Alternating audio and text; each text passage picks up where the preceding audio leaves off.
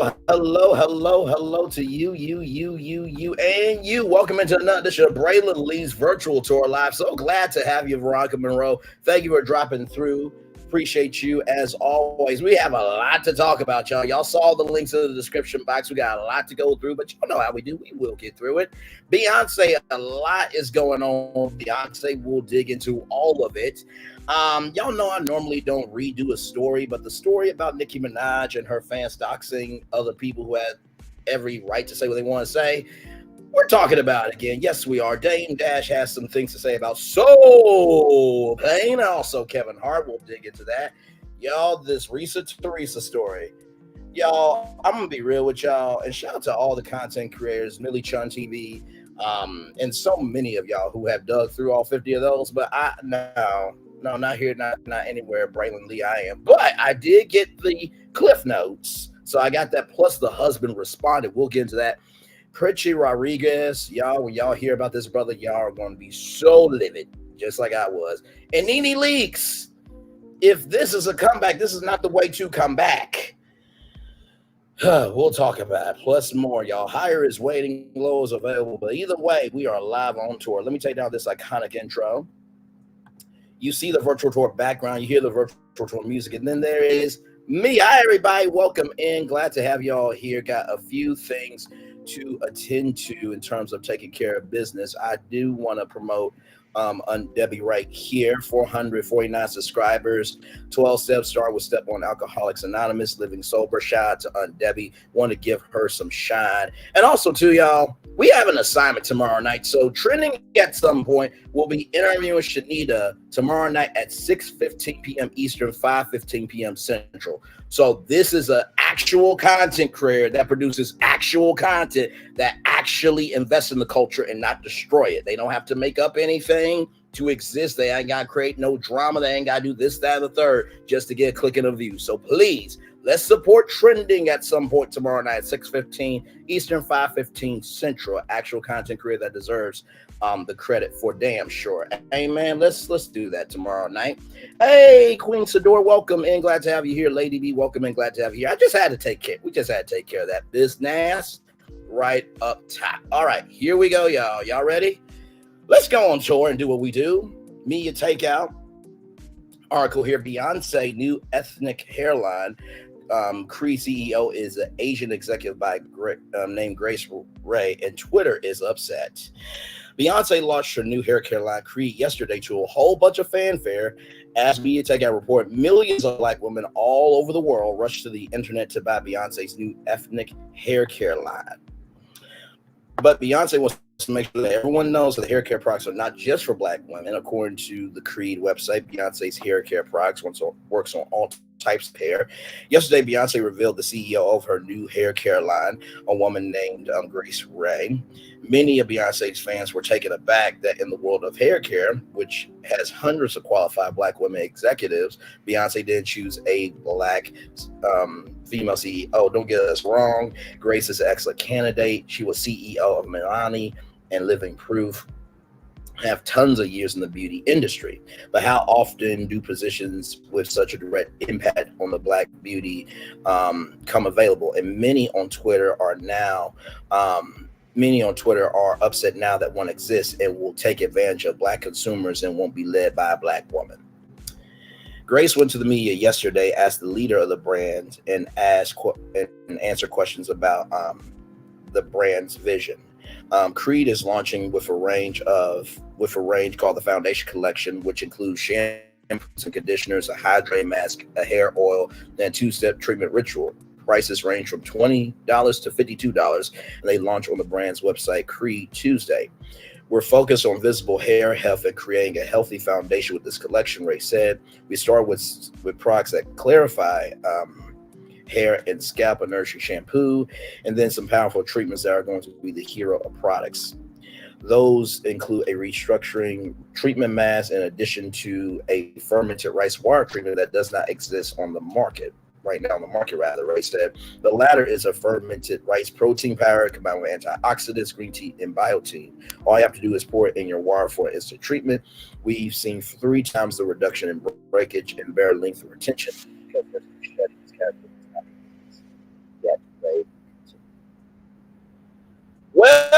mean, listen, it's why. Hey, welcome in, Victoria Monroe. Glad to have you here. Now, listen, I get why people are upset, right? Because they are right. How many times does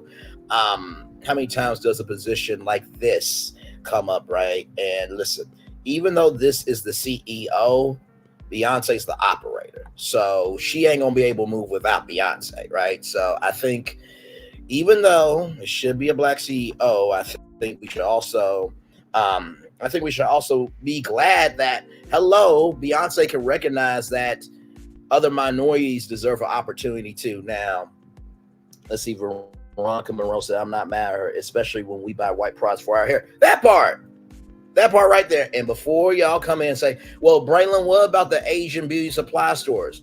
Okay, guess what? You don't think Beyonce is not going to level this off where Creed could be in all those, stores? Now, she ain't going to be a Tracy Braxton and go to one of those stores in the words of Nene Leakes, the ghetto. But don't think that Beyonce ain't going to cover her people, okay? Listen. And also too, we gotta recognize that there are Latinos, Latinas, Asians, Italians, Germans. There are a bunch of minorities that don't get opportunities either. Okay, so and here's my thing. Black people will be more upset with a white CEO at the head of Beyonce's brand than an Asian person. Y'all please move on to another topic. Y'all are so selectively outraged. Not y'all, but I'm just saying, really? Oh, Lord. Let's roll on, y'all, because we do have more. So the prices have come out about the hair care line here. So here are the prices here. Heck, if they work as advertised, it would be a bargain. Ritual shaking vessel, $20. Cosmetic bag, $22. Hydrating shampoo, $30. Clarifying shampoo and scalp scrub, $38. Moisturizing deep conditioner, $38. Moisturize sealing lotion, $38. Restructuring treatment mask, $42. Double cleanse kit with deep moisturizing deep conditioner, $42. Nourishing hair oil, $44. Fortified treatment, $46. Fermented rice and rose protein ritual, $52. And superfan bundle for $265. Now, here's the thing. When Media Takeout says that they were taken a bit back by the prices, all these to me seem very affordable. Okay, and not to mention too, if we are going out to Starbucks and Dunkin' and we're going to a steakhouse and spending $20, $50 on a steak dinner, this ain't nothing. Come on now. Come on. I think sometimes we judge a little bit too early before things come out. You know what I mean? So those are the prices there. And then Beyonce explains the creation behind her brand. So here we go. This comes to us from the Jasmine brand. Here we go.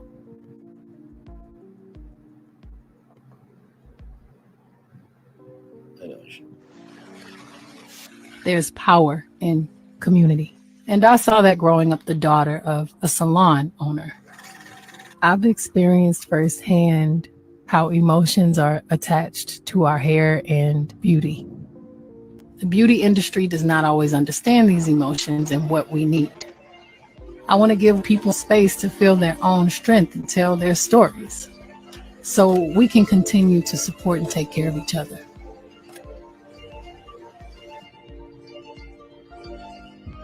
CECRED is all about sharing the knowledge, honoring traditions, and mixing it with technology and science.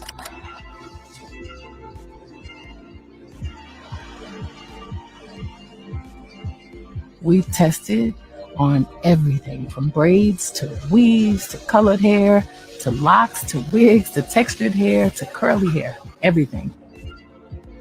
Taking care of yourself and your hair. And that's the foundation for CECRED. You are sacred. Wow. All right, now listen. I think this is going to be successful. I really, really do. We are the largest, Veronica Monroe says, we are the largest consumer of the Asian beauty supply stores, yet we complain about the prices. the prices of the black hair supply stores. Absolutely. And I didn't realize it was CECRED, but I like the name. And I like how purposeful she is. Now, some people are like, well, Beyonce just front stuff. I'm sorry. The hair game industry, you cannot just front and come out here. So I am going to believe in the good. Okay. I'm not going to be one of these people that's like, oh, I want black hair products and then judge it. Because, like I have said before, go do what Beyonce has done and make your own damn hairline. But since you don't have the capacity, capability, or comprehension of brain cells to form a brain to do it, shut the hell up talking. Damn. I swear, sometimes we ask for what we want on our wish list, but when it comes to us in a way we don't expect it, we get pissed off. If you don't want good, don't wish for good. But if you do want good, it does come to you, just shut the hell up and support. Or if you don't got nothing nice to say, don't say nothing at all. Okay? And this is not Beyonce stand thing, but it's just right is right, wrong is wrong. That's all I'm saying. That's it. That's all. So y'all may or may not know this, but they have created a Bay Good Fund where, guess what? They are doing student scholarships each year. $10,000 financial aid student scholarships will be granted across 5 cosmetology schools with inclusive curriculums in Atlanta, Chicago, Houston, Los Angeles, and New Jersey.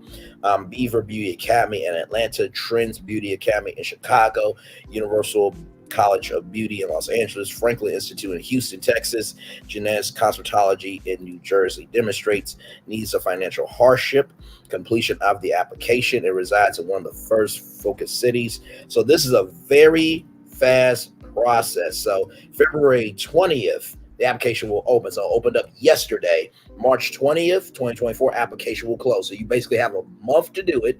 And then April 20th is when recipients will be announced. In addition, they create a salon business grant where each year $10,000 grants will be qualified to salon business owners in Atlanta, Chicago, Houston, Los Angeles, and New Jersey. So you got to operate at 1 to 5 markets, demonstrates need to do financial hardship. Currently is a licensed barber, hairstylist, cosmetologist for a minimum of 2 years, has a lease agreement for a salon suite, booth, or chair to show that they have been show proof of salon business ownership, been in business for a minimum of a year, and completion of application. So here it is here, February 20th, applications will open. So the scholarship and the business grant opened up the same day, same deadline, March 20th, applications closed. Recipients are announced for April 20th for the small business grant or the salon business grant. May 1st, applications open. May 20th, applications closed. June 20th, recipients are announced. July 1st, applications open. July 20th, applications closed. August 20th, recipients are announced. September 1st, applications open. September 20th, applications closed. October 20th, recipients are announced. And finally, November 1st, applications open. November 20th, applications closed. December 20th, recipients are announced. 5 grants will be awarded across each market 5 times a year. So here is what the website looks like here. The National Minority Supplier Development Council here.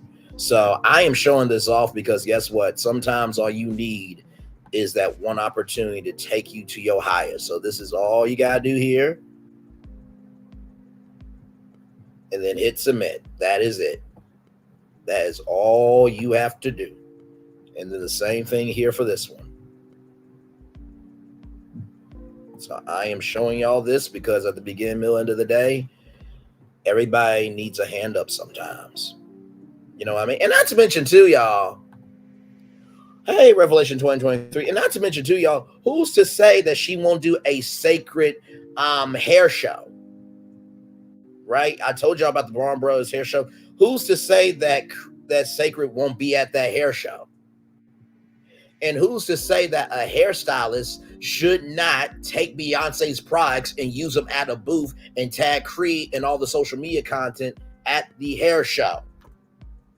Y'all can do what y'all want to do. I'm just giving y'all media game for free so y'all can rise up. Listen. Absolutely. Absolutely. We say we want Black people to be mainstream, but yet when they get mainstream, they're selling out. Really? Okay. And I cannot stand a person saying, oh, I can't stand Beyonce. I can't stand Tyler Perry. But if I ask you a question like, hey, if they offered you $1 million deal, would you take it? Well, Braylon, it's $1 million deal. Keep that same damn energy. You just caught yourself up in your own bullshit. Don't switch because it's money. Okay? Okay. Just being honest. So, speaking of Beyonce, there was more news made today. Beyonce becomes the first Black woman to top Billboard's country songs chart with Texas Hold'em, and Beyonce is also the first woman to top both the hot country songs and hot R&B and hip hop songs charts since the list began in 1958. Okay, so that's from The Guardian there. Those stories there came from me at Takeout Bay Good. Now here is the website for CECRED right here. 10% off your order. And y'all, here it is here. Shop the collection. And already got reviews on it.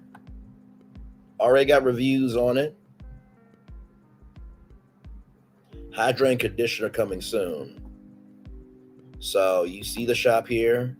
All those. And by the way, y'all, free shipping over $65. Okay. Now, I know what some of you are thinking. Well, Braylon, is there any reviews? Do y'all not know the channel that y'all watch? Tell me what other channel goes deep like I do. Of course I got reviews for y'all from 2 Black women. So here it is from make sure, yeah. So here is Allure right here. Beyonce's mom gave me a haircut using Creed's products. So there is Mama Tina Knowles doing what she does there. Let me give you a trim. This is by the way, this comes to us from Allure, and the person is Jessica Cruel. She's the editor-in-chief of Allure. Let me give you a trim. This is a phrase that typically strikes fear into a Black woman's heart. It only takes one salon appointment to go on a ride where you ask for a dusting and get a 3-inch haircut instead to create trim trauma. But on this day, I don't think twice and say, I'm game if you are. The fact that it's only been 4 weeks since my last hair appointment with the scissors, I typically go every 3 months, doesn't even faze me because the person who is going to cut my split ends is Miss Tina Knowles. Yes, the Miss Tina Knowles. This woman plays an essential part in creating Beyonce's image and the various hairstyles she's worn over the years. Hell, if I walked out there with a bob, I would consider myself blessed and happy to change my name to Bob Anna. I cannot. That's funny. This trim is taking place at the Neil Ferran Salon in Brooklyn, New York, where the shades are pulled tight and the Renaissance album is played on repeat. I'm here to preview the product lineup for Creed, the hair care line from Beyonce Knowles Carter and Tina Knowles. Neil, the man who is responsible for coloring and styling Beyonce's hair, both strands that grew out of her head. The extensions that are brought at a premium is in attendance. He refers to her as sister, friend, boss at every mention. Gray Ray, the Creed CEO who came from Living Proof, is also present, along with Carrie Williams, PhD, a stylist and head educator for the line. As far as beauty editors, where there was only 2 of us and a few others saw the line in the afternoon. And there is Mama Tina doing what she does there to Jessica right there. By the way, shout out to NetJets, by the way. Man, one day soon. In Jesus' name, yes, amen. Both of us are at the end of our 7-month trickle of information about this brand. It started in May 2023 with an Instagram post in it. Beyonce poses at a vanity with little sample bottles lined up and her hand in her hair. Allure can confirm that this image of Beyonce's natural hair. Next up were the influencer invites to the Renaissance Tour concert on Beyonce's birthday in California. Allure can confirm that no information was shared. It was just a good time. And finally, on the morning of this event,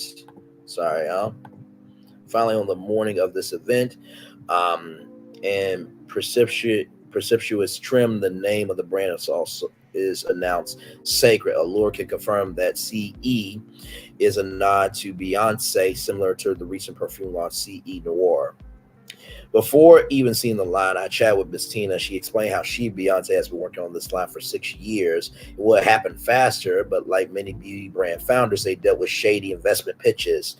The brand is fully backed by Beyonce with no outside investments. So even Beyonce had to deal with shady investment pitches, okay? Several rounds of sample testing to get top of the line technology and performance. There's a patent pending on the technology, building an office with an in-house salon and lab, the interviews to find the right PR firm that will understand their point of view as a brand looking to embody inclusivity. It seems as if a hair care line was always the long-range plan for Beyonce. She was weighing on the right time. And here she is with her products here.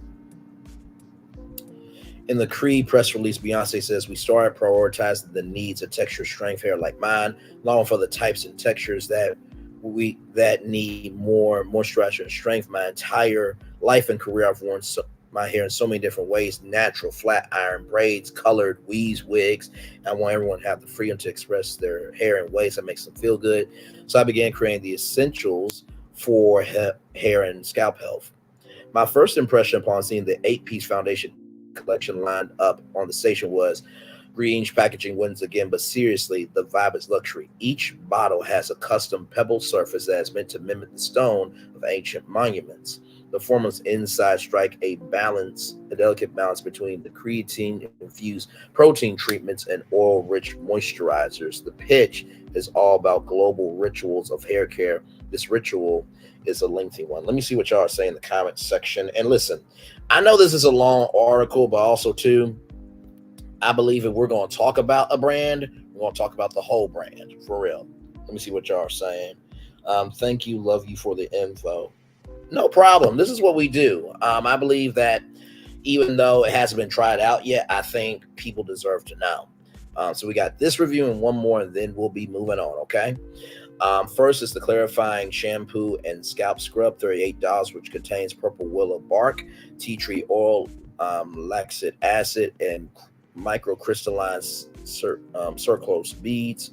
Then the hydrating shampoo, $30, that has a hydraulic acid on the ingredient list. These are meant to be used as a double cleanse for conditioning. You have two options: the moisturizing deep conditioner, $38, with shea and murmur. I think it's murmur butters. I'm sorry if I butchered that, y'all. And the reconstruction treatment mask, $42. The reconstructioner has a patent pending bioactive keratin ferment. This ingredient combines bioactive keratin from natural protein, lipids, ferment, and honey. It replaces depleted proteins in hair and has a molecular weight small enough to penetrate the cortex to visibly strengthen, weaken, damaged, and highly manipulated hair. This according to a press release, but I was informed that there was a third-party clinical data to back it up, or wasn't able to reach out to independent chemists to confirm because of the strict embargo. So basically, they could not. This had to be under lock and key. Ms. Tina recommends that you use the conditioner and the mask in tandem, but the restructuring mask is only meant to be needed. But we are 4 steps with who's counting. So here is some of the things here. You know, as I'm reading all this to y'all, you know what I'm honestly thinking? Why isn't there like a hair Netflix?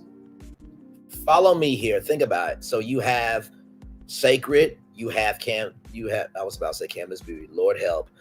You have 7th Avenue, you have Kaleidoscope, you have all these black beauty brands, you have Curl Mix. Or why isn't there a Black Beauty Netflix where all these different brands can come under their one Netflix thing and create content based on their hair care products? Now listen, once again, I'm just giving away ideas for free, okay? But I'm just thinking that would be cool. And not to mention it would be a Black-owned platform. So Black Beauty Netflix, I'm just saying. The star product in the line is the fermented rice and rose protein ritual, $52 for a 4-pack. That's not bad at all. And intense strengthening treatment used 4 to 6 weeks after you use shampoo. This ritual involves 2 steps and a shaker vessel, $20 sold separately. My beauty editor comrade calls it a protein shake for your hair. You put the fermented rice and protein powder in water, you shake it up, and you pour it all over your hair. Interesting.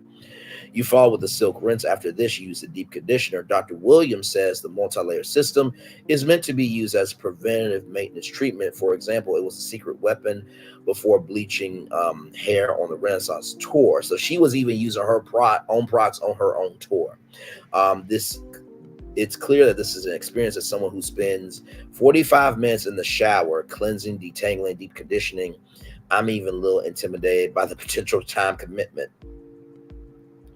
The final two products are the Moisture Sealing Lotion, $38 with a leave-in and tight hold. The Nourishing Hair Oil, $44, made with bababi, olive, castor, coconut, almond, moringa, and other oils. The entire collection has a warm, earthy, temple oud scent that's not overpowering. It's great contrast to all the fruit-forward natural hair collection out there.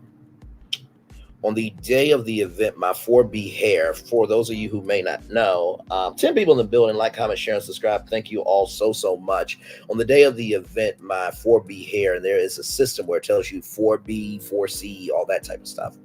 I think that was Andre Walker, if I'm not mistaken. But I have a friend of mine named Haley, who, by the way, she has a book called Malaysia's Magical Twist. Y'all should really get that. She is also a hairstylist, and she told me that system is not really a good system, but we're just giving context here. My 4B hair was transformed with a silk press. It starts with the scrub. After a microscopic review of my scalp and strands, Dr. Williams recommends that my assigned stylist apply the scrub before heading to the shampoo bowl due to the buildup of greasy flakes. This is the only product in the collection that has a minty scent, which is from the tea tree oil. It feels silky, but the scrub isn't scrubby. The physical element of the circles beads that bounce more than they slough and won't give you the same scalp scratching sensation that you experienced as a kid between your mom's knees. A black hair tradition that is very bad for your scalp, by the way. Once water is applied, the hydrating shampoo is next, and this stuff lathers. Miss Knowles and Neil mentioned that Beyonce loves to slip in her products, and you do get a lot of that slip in this one, even though it's technically a cleansing step. Next is the deep conditioner, a trip to the hood dryer and detangling. I reach back to the sink to touch my hair after the rinse, and it's pillowy soft. I love that there isn't a light conditioner in the line for those who have coily hair. It's a mask or nothing. I'm always disappointed by those watery conditioners, and this line has none of that. And as you can see, all shades there. Before blow drying and flat iron, that leave-in is applied. Miss Tina makes sure that makes sure to quickly stop by to show me how my hair is shining through her phone, and it is. The straying surface of my hair has that glassy gleam that Instagram girlies dream of. That is when the aforementioned trim goes down. I did not end up in a bob, but a consecutive 1/4 of an inch was taken away. Neil says Miss Tina does Beyonce's trims when he isn't around. So Beyonce's mom does Beyonce's hair, okay? Even though it's been 30 plus years since she's opened up Hairliners salon in Houston, Texas, Miss Tina still does hair of her grandbabies, friends, daughters, and other family members upon request.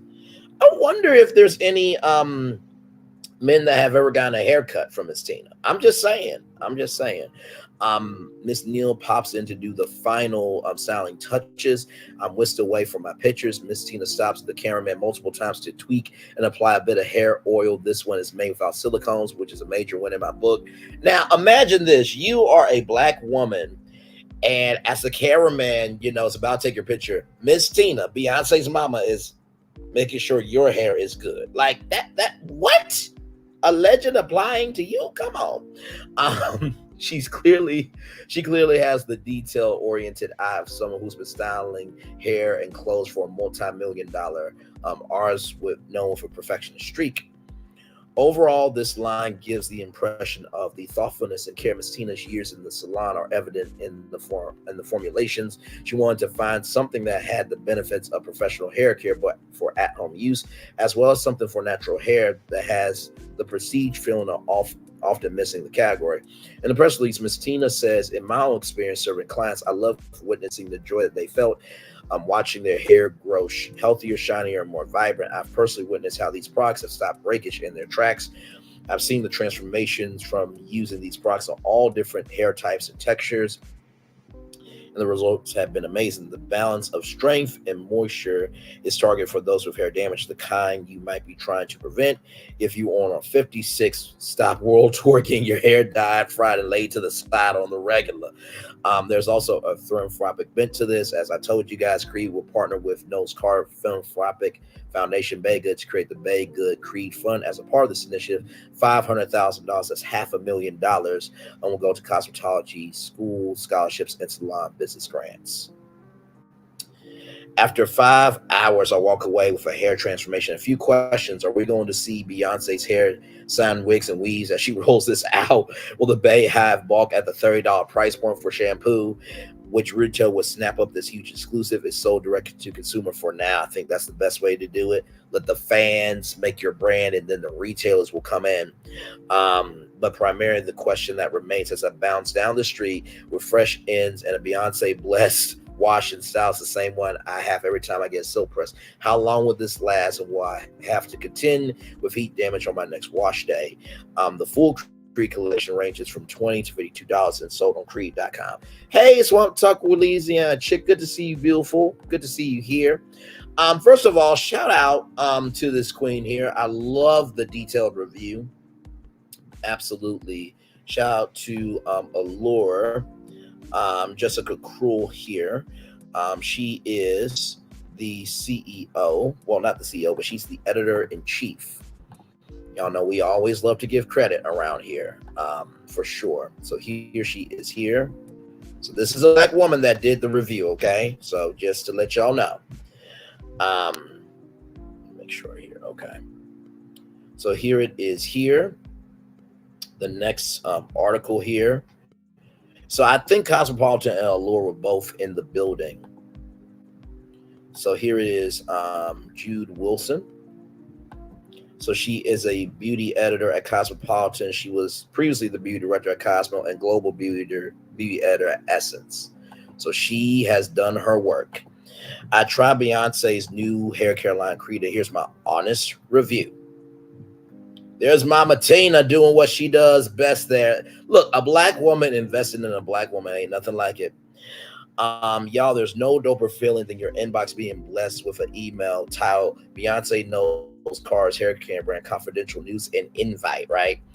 And my reaction was definitely expected, a instantaneous squeal of sheer excitement and disbelief, followed by a prompt response legally agreeing to keep everything I hear or experience a secret until right now. Let's just say I was pleasantly surprised by the product selection and how everything felt in my 4B hair.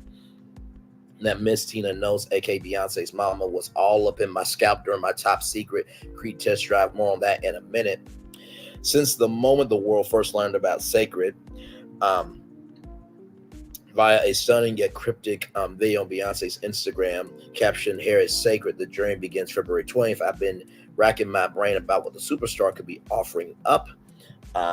Let's see here. 8 people in the building. Thank you all so much. We're almost done with Beyonce, y'all, okay? And then we're on to Nicki Minaj, okay? I'm just giving you guys a full overview so that way at least you guys know what the brand is, because we promote Black excellence here all the time. I've been racking my brain about what the superstar could be offering up. I immediately assume styling products and wigs because she has literally been serving up nearly 30 years of comfortable dues. I mean, the show-stopping hair in Beyonce's film Black King alone could warrant that prediction. I was wrong. And the initial product line called the Foundation Collection is all about scalp health and harnessing patent-pending technology called bioactive creatine ferment. So what has included 7 hair/scalp care products, a small cosmetic bag in a shaking vessel, aka mixing bowl, to use with the line's most innovative product, fermented rice and rose protein ritual, a water activated powder that transforms into a hair rinse. The official press release eloquently proclaims the brand honors global traditions while delivering what hair craves: rich conditioners and a fortified protein, patent-pending technology, and fermentation. A sensational luxury and exceptional performance for visible strength, moisture, and shine. I put that claim to the test 2 weeks ago during a super hush hush appointment. No phones, no recorders, no nothing. At the Neil Farr salon in Brooklyn. Neil, Beyonce's longtime hairstylist, was there along with Creed vice woman Tina Knowles. So for those of you who are saying that's going to be an Asian woman as a CEO, her mama is the vice chairwoman. So without Mama Tina, this thing ain't going. And without Beyonce, it definitely ain't rising, okay? Creed has certification, Dr. Kerry Williams, the CEO, a Sacred Grace Ray, a small camera crew to document all the magic. And no, Beyonce sadly was not there. Ugh. But there were plenty of musings from the icon being shared by Miss Tina and Neil. Beyonce loves how lightweight this oil is on her hair and scalp, and Beyonce was very intentional about making the scent of the products were calming and not overwhelming. For those of you who may not know, Beyonce has psoriasis where her hair can be flaky. She did mention that. The Renaissance singer was directly quoting the press release, saying, "My vision is to be an inclusive force of excellence in the hair care industry while celebrating hair rituals across global cultures and helping dispel hair myths and misconceptions on all sides." So there is this beautiful sister along with Mama Tina there. While this is Beyonce's first ever hair care brand, her devotees know that she spent her childhood hanging around her mom's former salon headlines in Houston, Texas, and adds that over 25 years, a statement making hairstyles and 4 decades of hairstyling expertise from her mother. You got yourself a brand that's well positioned to make waves. So right here, again, the first offerings from the Creed Foundation Collection are thoughtfully crafted to boost the health of your scalp and strengthen your hair. For the record, the products do indeed smell great, thanks to the brand signature scent called Temple Oud, a beautiful combo of warm musk, night blooming jasmine, Haitian Vietine, violet leaves, and oud. Here is the rundown of each product, all that there for you all. What type of hair is it made for? Believe it or not, everyone, I assume that the products would be exclusively made for curly textured hair, but the brand says it's crafted for hair textures from straight to curly hair states, including inversion, color treated, chemically processed, and heat style that need extra moisture and hair strength. What is Creed Bioactive Keratin Ferment Technology all about? This is Beyonce's innovative take on the bond building hair craze led by brands Olapex and K19 creatine. Creatine used in CECRED's products is derived from wool, honey, and lipobacillus, aka probiotic ferment. The brand boasts that the actual keratin proteins are small enough to penetrate the cortex of each strand of your hair, making it a game changer for the hair strength and lengthening retention. My Creed experience and results, as mentioned above, the hair salon point was top secret, and I was met with an NDA at the door. Not NDA at the damn door, Lord help, but it's understood. And phones were not allowed after signing my allegiance to temporarily keeping Beyonce's hair care secrets and burying my phone deep in my bag. The experience began. There were only 3 editors on hand, so Allure Cosmopolitan, one other. And we were all pumped to see the big reveal. The first hour was spent learning about each product, the nuanced process with their formulation, having Dr. Kerry Williams look at our scalps. From there, I hit the sink with one of the salon stylists to get these products applied and working their magic. The clarifying shampoo and scalp scrub was divine. I love how gentle the fermented willow bark was on my scalp. Rarely I use physical exfoliants with particles, usually sugar or salt. Never fully wash out. I'm left with them sporadically falling out my hair days later. Tiny purple willow bark. Willow bark grains in this shampoo will literally dissolve as you scrub. The next step was the hydrating shampoo, which did exactly as advertised. I appreciated that my hair didn't feel stripped of moisture. Miss Tina was walking around making sure that we were reaching back to touch our own hair as the stylist went through the full Creed arsenal. So here it is here. Let's see. Would play.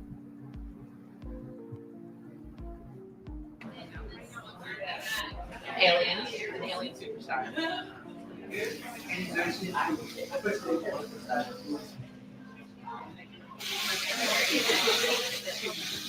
And you look at that. Shine, movement, and what? Look at that. And there it is. There it is. Now, this is her after her Creed appointment here. Coming up.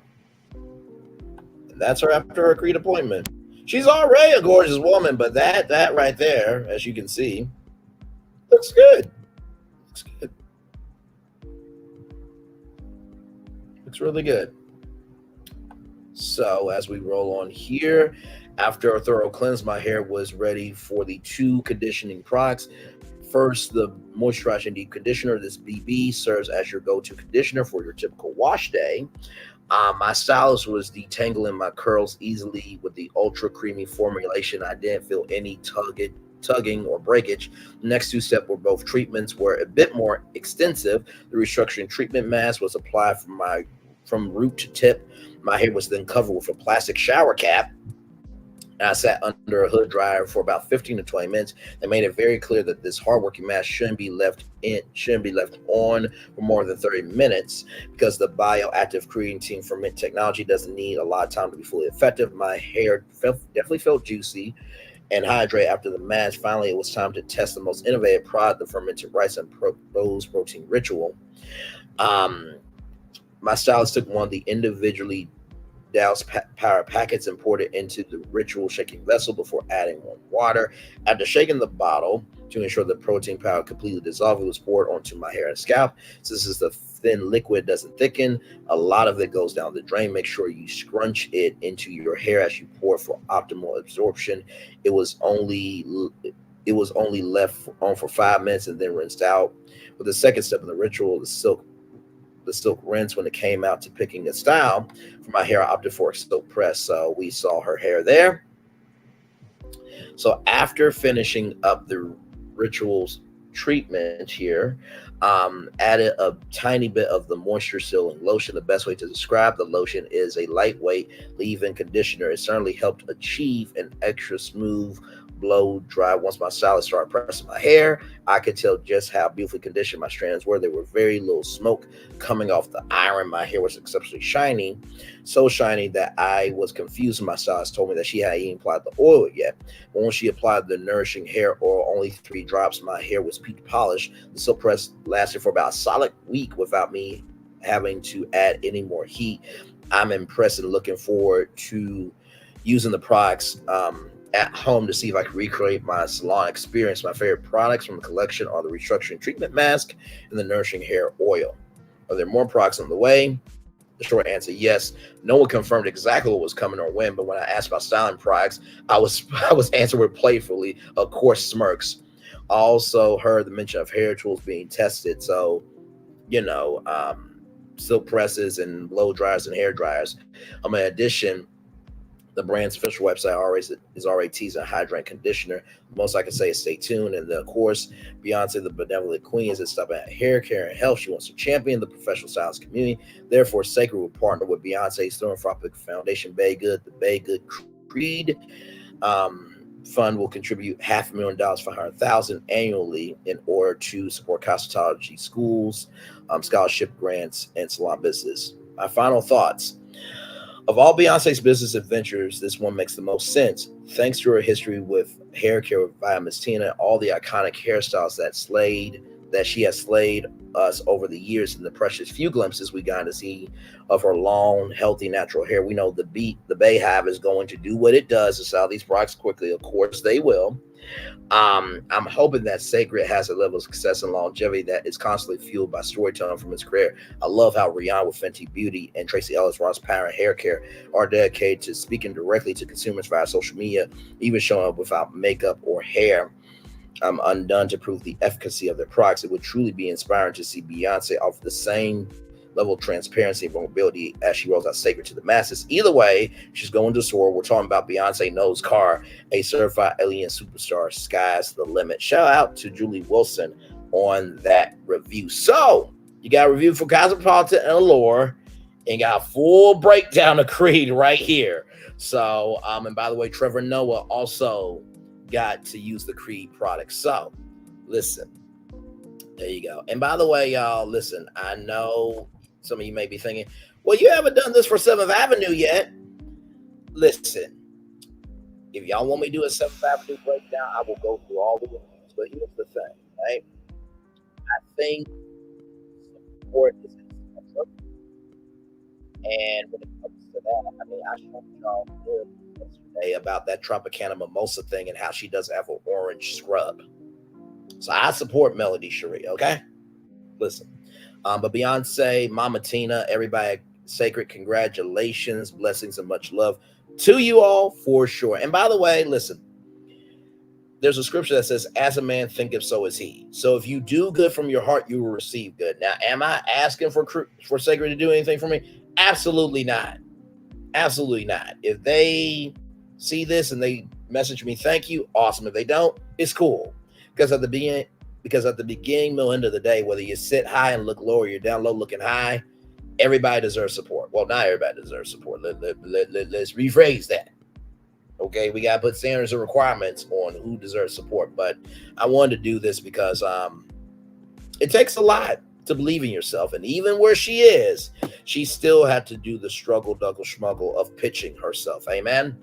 All right, y'all, more Virtual Tour Live coming at you live right from this space right here and right now. Nicki Minaj, you gotta get your fans, because victims doxxed by Nicki Minaj fans consider taking legal action. A group of victims who were doxxed by Nicki Minaj fans are speaking out against the invasion of privacy they were subjected to after publicly criticizing the rapper. A group of victims who were doxxed by Nicki Minaj fans are speaking out against the invasion of privacy they were subjected to after publicly criticizing the rapper. Several individuals who made posts opposing Minaj's Megan Thee Stallion aimed diss track Bigfoot spoke with Time magazine about the attacks that they suffered from the rapper's devoted fan club. Between fake pizza orders, numerous phone calls from unknown numbers, and harassing fan members, many are fed up with the Barb's doxing attempts and are considering legal action. Doxing, derived from dropping documents, is a form of cyberbullying in which private or confidential information, statements, or records are used to harass, expose, cause financial harm, or exploit target individuals. Eric Lewis was one TikToker who faced doxing attacks after taking his distaste for Minaj's Bigfoot to social media. After sharing his comedic response to scathing diss, Lewis started receiving a swarm of text messages and FaceTime calls from anonymous people. My heart began to drop to my stomach, Lewis shared. I was thinking of the various ways it could have escalated and how this could not have only endangered my life had I been there, but also the lives of my mother and my two younger brothers who were in the house. These are the people I'm responsible for. Lewis was able to identify his attacker and release a video threatening to file a report with the Cybercrime Division of the FBI. He later revealed on Twitter Spaces that the woman deleted her account. So here is the TikTok. And I want to play this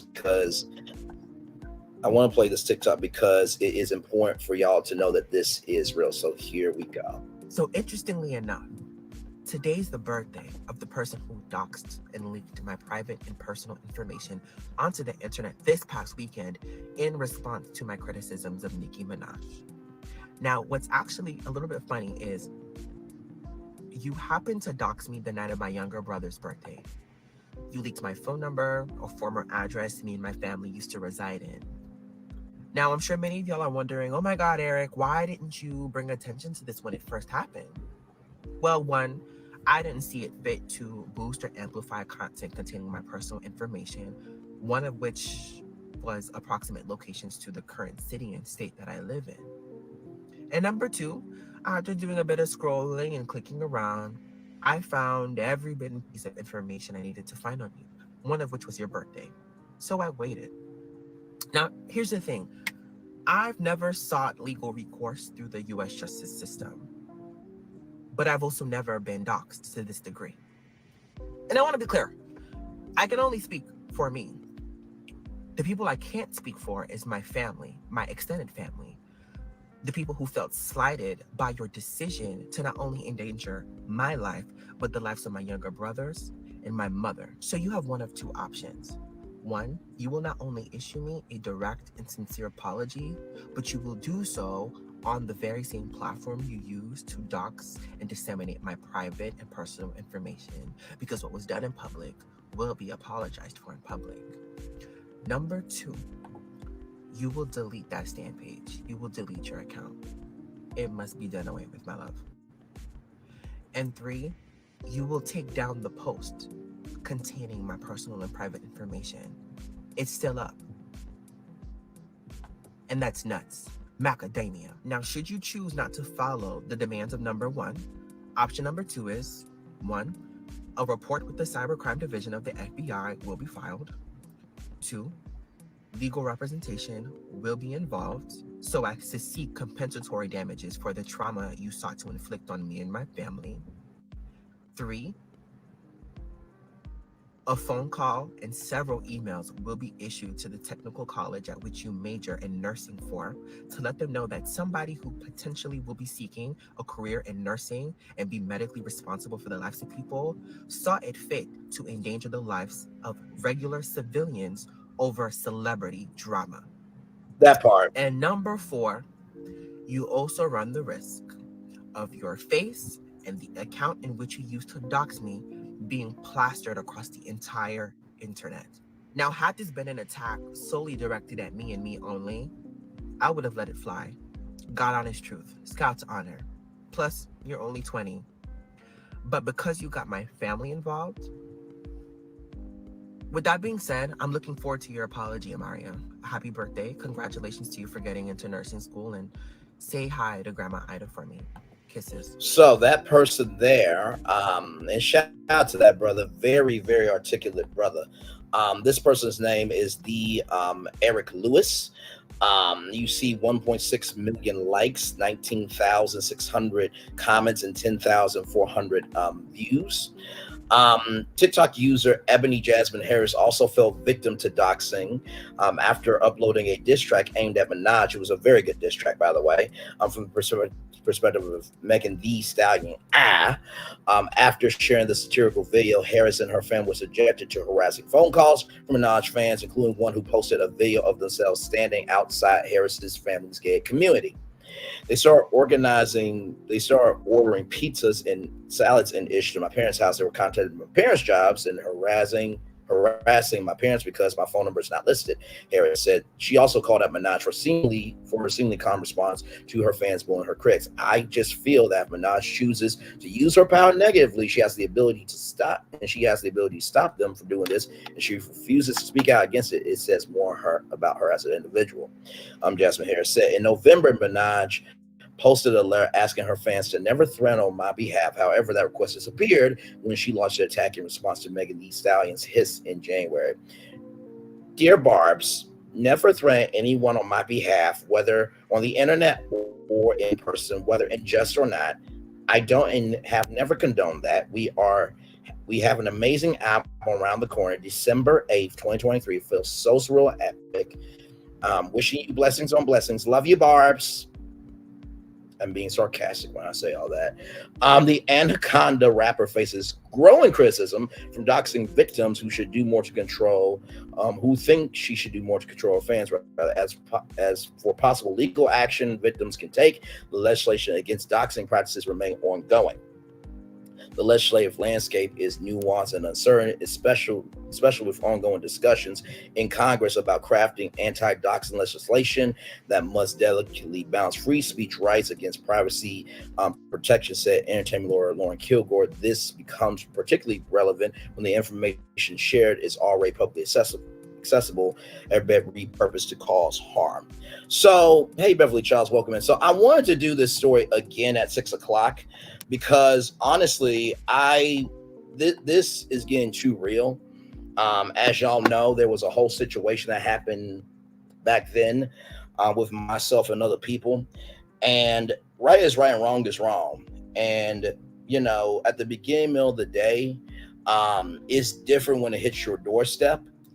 And like I said, if you have been she can't control her fans, you know what I mean? But also too, and I appreciate the question because this is a real discussion that I wanted to have with y'all. Even though she can't control her fans, she doesn't realize that her fan base is going to be her liability for her to have a career, right? Because guess what? No brand will want to work with Nicki Minaj if these are her fans, right? So even though she can't have control of her fans are depleting her social capital, which is depleting her financial capital, if you really think deep about this.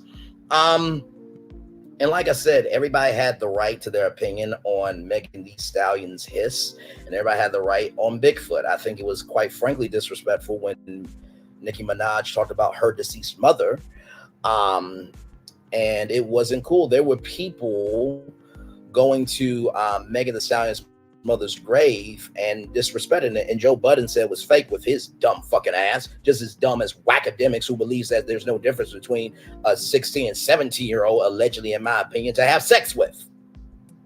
Y'all can look up those receipts. So right is right and wrong is wrong, and that's why I am saying to all of you tomorrow night, we have bigger fish to fry. But right is right and wrong is wrong. I wanted to take time out to mention this topic. And so tomorrow night at 6:15 p.m. Eastern, 5:15 Central, go to this content creator who is an actual content creator who does not cause chaos, destruction, and hate, who invests in the culture, who doesn't destroy it, and who is always evolving in her humanity. This is where we should be at 6:15. Now she says it's going to be only 25 minutes.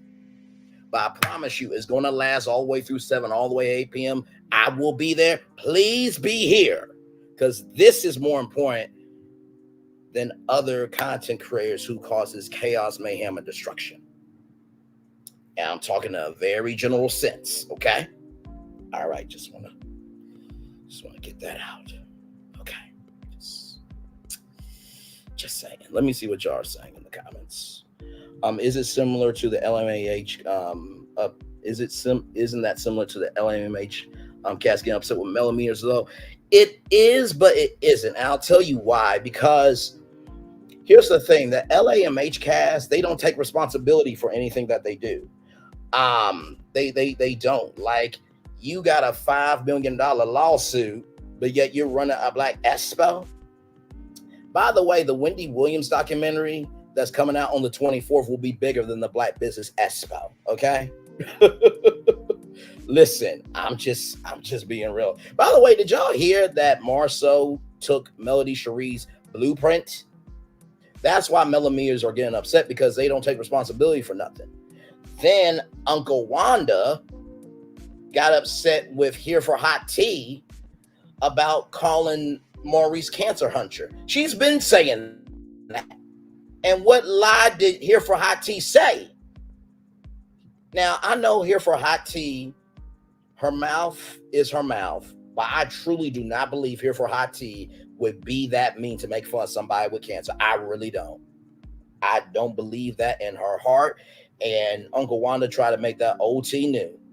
And I'm just like, now, if Here for Hot Tea drags Tisha all next season, you better not say shit, because you did that to yourself. And not to mention, too, you say you have a man, right?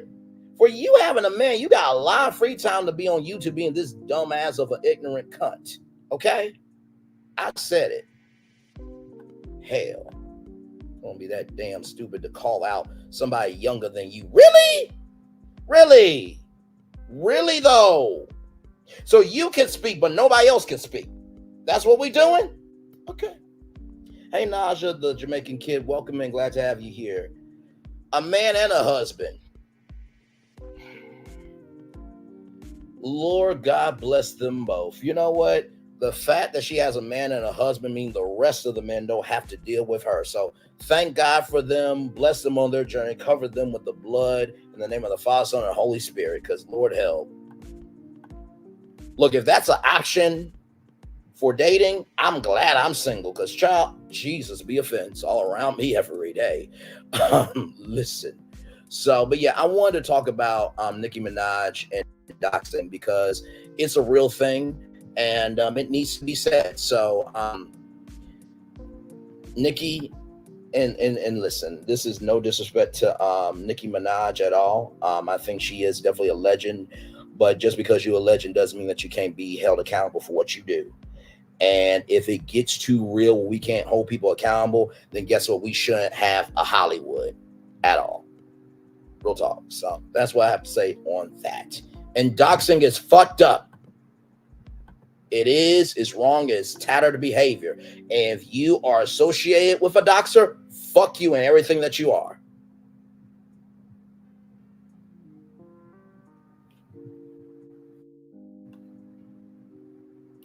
If you believe it's right, fuck you. And I'm just going to say this. Don't come out here trying to defend your character when you have been a part of doxing. And that's in a general sense to everybody. Because as you see, Nicki Minaj is involved with doxing. There are plenty of other stories about doxing as well, okay? So right is right and wrong is wrong. And sometimes in life, everybody meets their opponent in life, and sometimes you don't make it out of that. I keep saying it. Y'all remember the scene with Tasha and Go St. Patrick when Tasha thought she was the biggest boss that she thought she ever seen thus far, and Ghost gathered her soul down to her being a piece of sperm, and she was too afraid. Some of y'all gonna meet y'all Go St. Patrick and you ain't gonna be able to make it out. Like I said on Queen Sheba's live, anybody can be a present to entertain you, but it takes somebody to be a gift to bless you. The devil presents presents that look like gifts. Be careful what y'all are opening. Be careful what you invested in. Be careful of what you receive. And let's roll the hell on.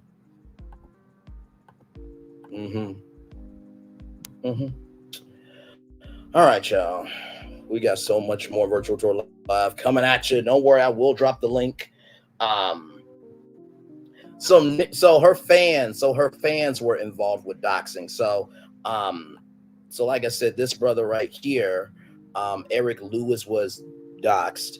And then this other lady, Ebony Jasmine Harris, fell to doxing after they started ordering pizza and salads and ish to her parents' house. And there was someone who went outside to Harris's gated community. So I'm just, right is right and wrong is wrong.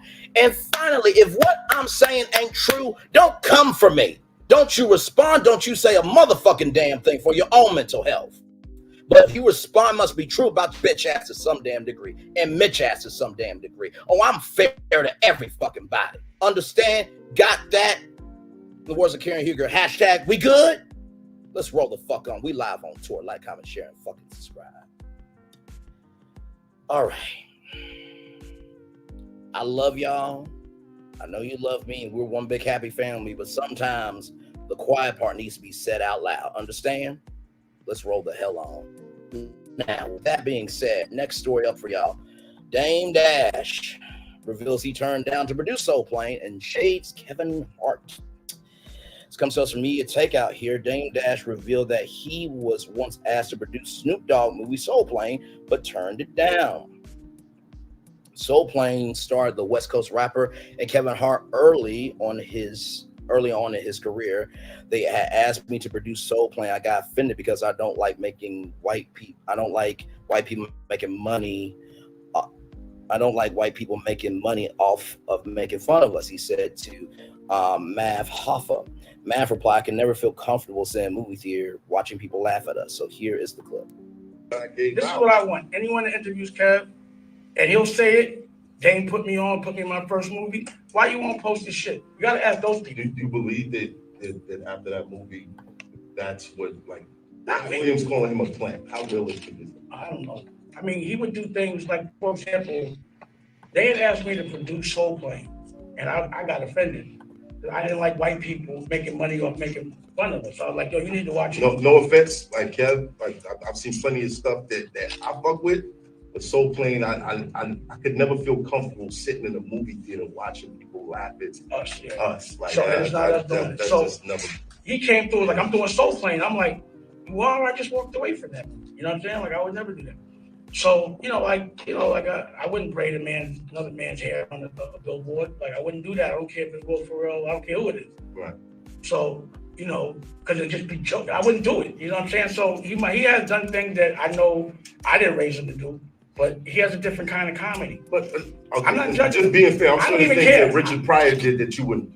Right. Yeah, but you know, like fuck Marlon Brando. Pause, you know what I'm saying? So yeah, definitely. I'm not doing a lot of shit anymore. So that's what they said. You know what I mean? So yeah, I'm like, no, it's in a book or something like that. I heard that shit. I was like, that's too much. Not my man Rich. You know what I'm saying? But it is what it is. Like, I don't know. But my point is, yeah, I mean, it was a different time, you know. But you know, my point is, I'm not judging him. I'm just saying, just repost my shit. I was never mad at him for doing anything he's done. It's just not what I would do. But and I'm not mad at him now. But I'd be like, I would be nice if any one of y'all motherfuckers I put on will post my shit. Yeah, that'll be cool. Just post it. Don't have to do nothing. Right, just a post. I honestly, I just don't think. I think that people do a lot of taking of my ideas, and they know that if I have the money to make my ideas come true, then they won't be able to copy or raise money. So you might remember, I was the first person that did vodka. I had creative control before any television network. You know, all those things. I was the first person to do. I just didn't have the funding to do it. I had the ideas, and I had to do it myself. Even down to me trying to make an iPod. I had the rock box. You know what I'm saying? I'm very innovative. I remember the rock box. Yeah, I just don't have the cash. I just don't raise the cash. I don't like to use the devil's money. Why? Because then you work for the devil. When you say the devil, who's the devil? The people that are not creative. Like, because you know, when you start dibbling and dabbling into the millions and the people behind stuff and the people that's able to put up this money, we hear a lot of talks about like devil worship and rituals and all types of stuff. I didn't mean it in that specific way. I just meant it in money that's just evil. That's not, if it's exploitive money, people that aren't creative, making money or creative, and they get more money than be creative, to me, that's just evil. And I like to live the opposite. Spell evil backwards, that's me. Live. What's the dash? Shout the Lord love. And the dash is the life, and there's the day you're born and the day you die. That part dash in between is the life. That part. I'm Dame Dash. I'm Dame Life. Wow. Very deep. And Beverly, I know you're looking out for me, beautiful. Like I said, sometimes the quiet part needs to be said out loud. And here's the thing. Here's the crazy thing. I wish everybody well.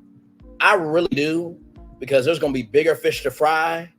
There's bigger problems in your life that are going to be bigger than this. And we all have a higher that's waiting for us. But just because I wish you well doesn't mean that I can't call out what needs to be called out. So I know you're looking out for me, Beverly. I love you. I value, I appreciate you more than you know. You know that. But that needed to be said. That absolutely needed to be said. And I know you're telling me to calm down because you don't want me to be looked at as an angry black man. And like I said, I really, from the bottom of my heart, the depths of my soul, the foundation of my being, from Little Rock, Arkansas, down the dirty South, home of the Little Rock 9, where 9 black kids went into Central High School and integrated so I could have a chance to have an education, so I could do my own show and not be portrayed in blackface by white people. I wish everybody well. I really do. Love you, Beverly Childs. Appreciate you. Jamaica, Naja the Jamaican kid says, Nicki, I don't like who she's become. I like correction. I like the old Nicki, not this one. Cat Williams is not the first person to talk about men being dressed as Red Fox said something back in the day I saw on TikTok. Yes, TikTok is a treasure trove for history. It is.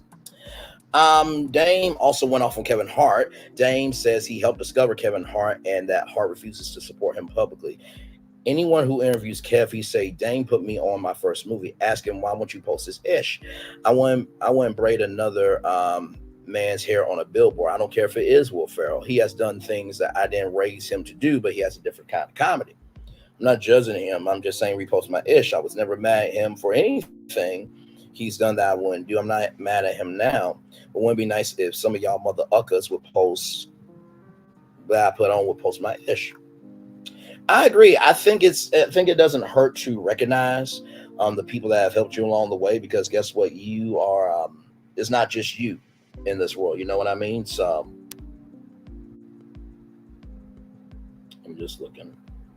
Just got some things here. Okay. But yeah, so I agree with Damon that, you know, somebody put you on, just respond, you know, show support. All right, y'all.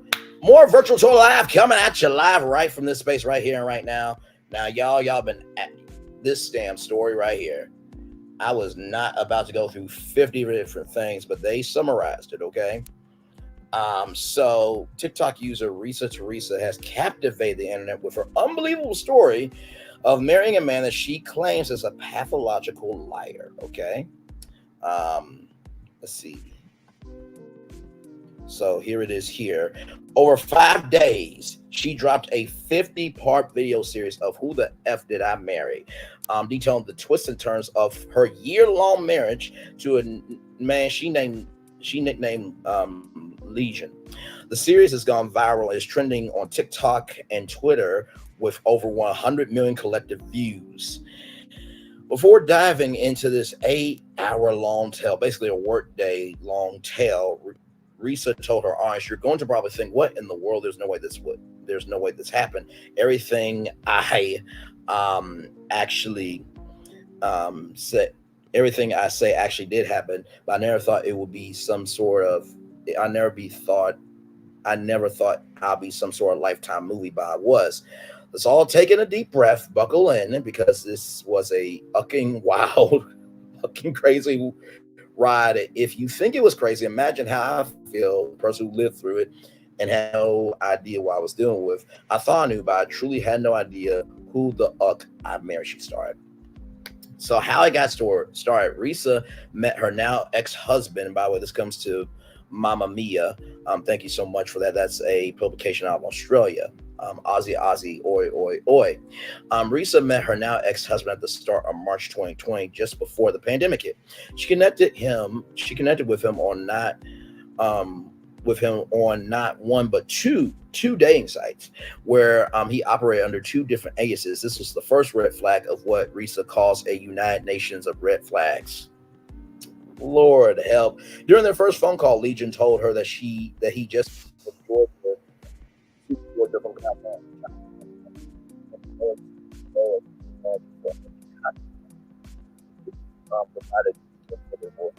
ex-wife who had apparently cheated on him. 3 days later, Teresa and Legion went on their first date. That nearly didn't happen. On the way to the dinner, Reesa got a flat tire and was left stranded at the gas station. Legion became her knight in shining armor, rushing to her aid, changing her tire, and then buying her a new one. At dinner, they bonded over their mutual desire to be married and have a family. He said everything that she wanted to hear. Lockdown. Within 2.5 weeks of the couple's meeting, the Georgia governor announced the state was in lockdown. The unprecedented event forced Reesa and Legion, who had become inseparable, to make a decision on where they quarantine.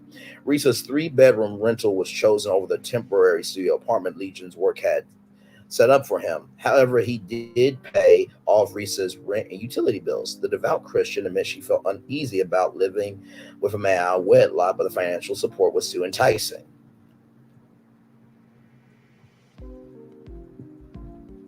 Give me a moment. Hashtag give me a moment. So she didn't want to be shacked up, but she would shack up the money in her bank account. Okay. All right. And this is where it isn't going to make me look good, but it's the truth. It was intoxicating not to have to worry financially about how I pay the bills. I think that's, a very true statement there. Hello, Cynthia Jacob. Welcome in. Glad to have you here. I'm looking at my comments on my phone. Yes, she made a whole lot of money on TikTok. I followed the story on her site. It was captivating, Veronica Monroe says. And the story is she was second guessing on her thoughts. Yes, indeed, for sure. Like I said, like, comment, share, subscribe. Thank you all for being here. Love y'all, value y'all, appreciate y'all so much. Let's see. It was a wonderful feeling, so I kind of pushed that to the side, that you're shacking up, but you don't have to worry for now. Broken promises. The relationship moved at a lightning speed, and by May 2020, the couple were engaged with a baby on the way. And so began the trend of Legion promising Reesa things and then taking them away. It started with house hunting. Legion told his new fiance that he was financially comfortable thanks to his former professional career in arena football, so much so that he'd been approved for a mortgage of $750,000 that could make all cash offers on houses. That's $750,000. He even promised to buy her dream car, a BMW X5 with a cognac interior, but it never arrived. On top of that, every house he put an offer in somehow fell through despite the unbeatable conditions. Things were adding up, and Teresa began keeping an audio diary tracking her concerns. A week after missing out on their first family home together, Teresa had a miscarriage. Rest in peace to that baby, and to Teresa and to him, because miscarriage affects the entire family. Amen. Amen. It ended up having to have dilation and encourage surgery rather than taking his fiance to the hospital. Legion had an unmissable work meeting about his latest job promotion to vice president. So, lies unraveling. Legion's lies began unraveling the day the couple signed their marriage certificate in January of 2021. They had decided to get married in a registry office because of COVID-19 regulations. Teresa knew in the back of her mind something wasn't right, so she memorized her new husband's social security number on the marriage certificate. Oh, damn. Oh, damn. Oh, damn. No, I can show that. That's fine. I can show that. That's totally fine.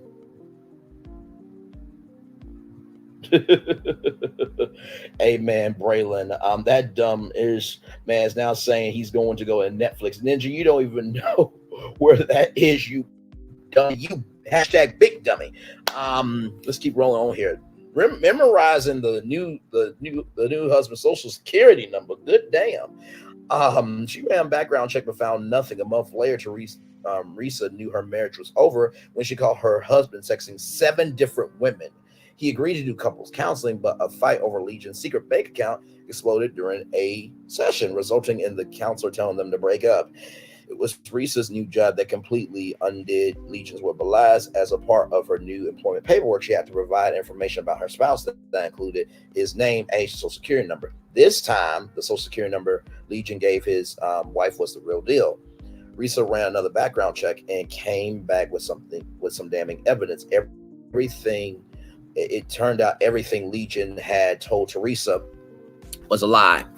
To use a metaphor, ladies and gentlemen, from a very famous reality show, it was all a lie. It was all a lie. It was all a lie. In the words of Mariah Huck, do I need to bring the receipts, baby girl? Because I got receipts.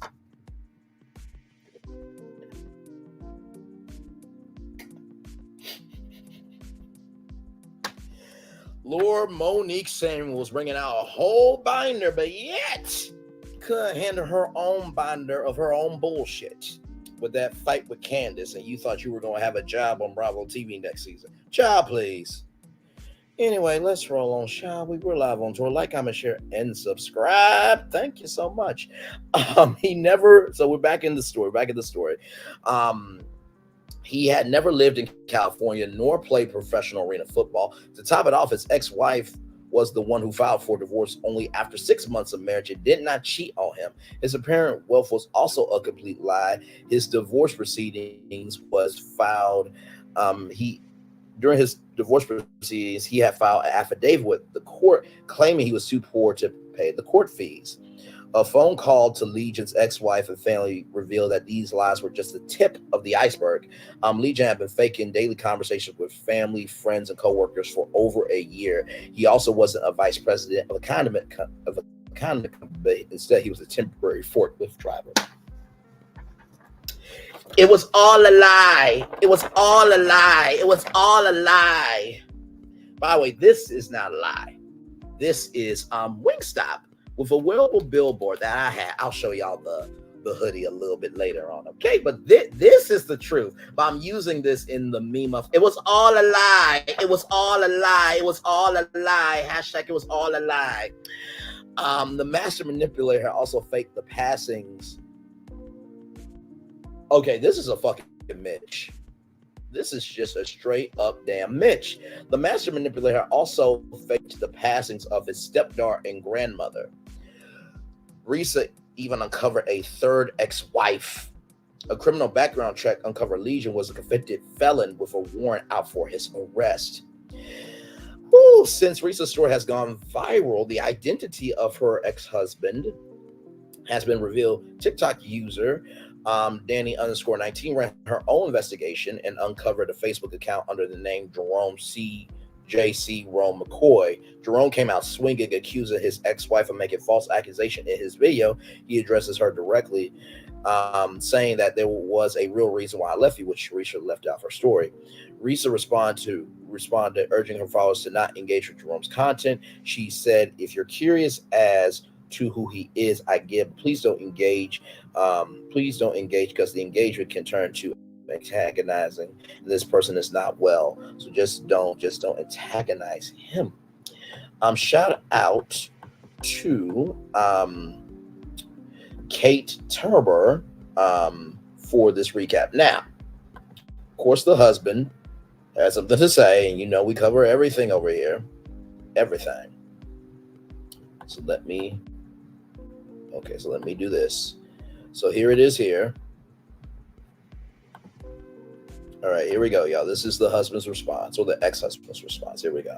I want to address the rumor, Reesa Tessa ex-wife, who straight line to y'all. It's sad because it's completely false of everything. More to the point, I haven't decided who I'm going to talk to exactly or go on whose page or whatever.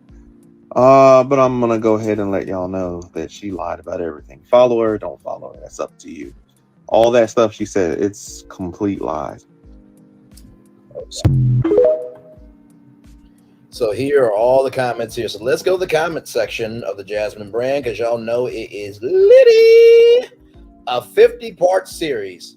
That part. It was a scheme that Todd set up to come to us with the bullshit. To use Mama Joyce's words there.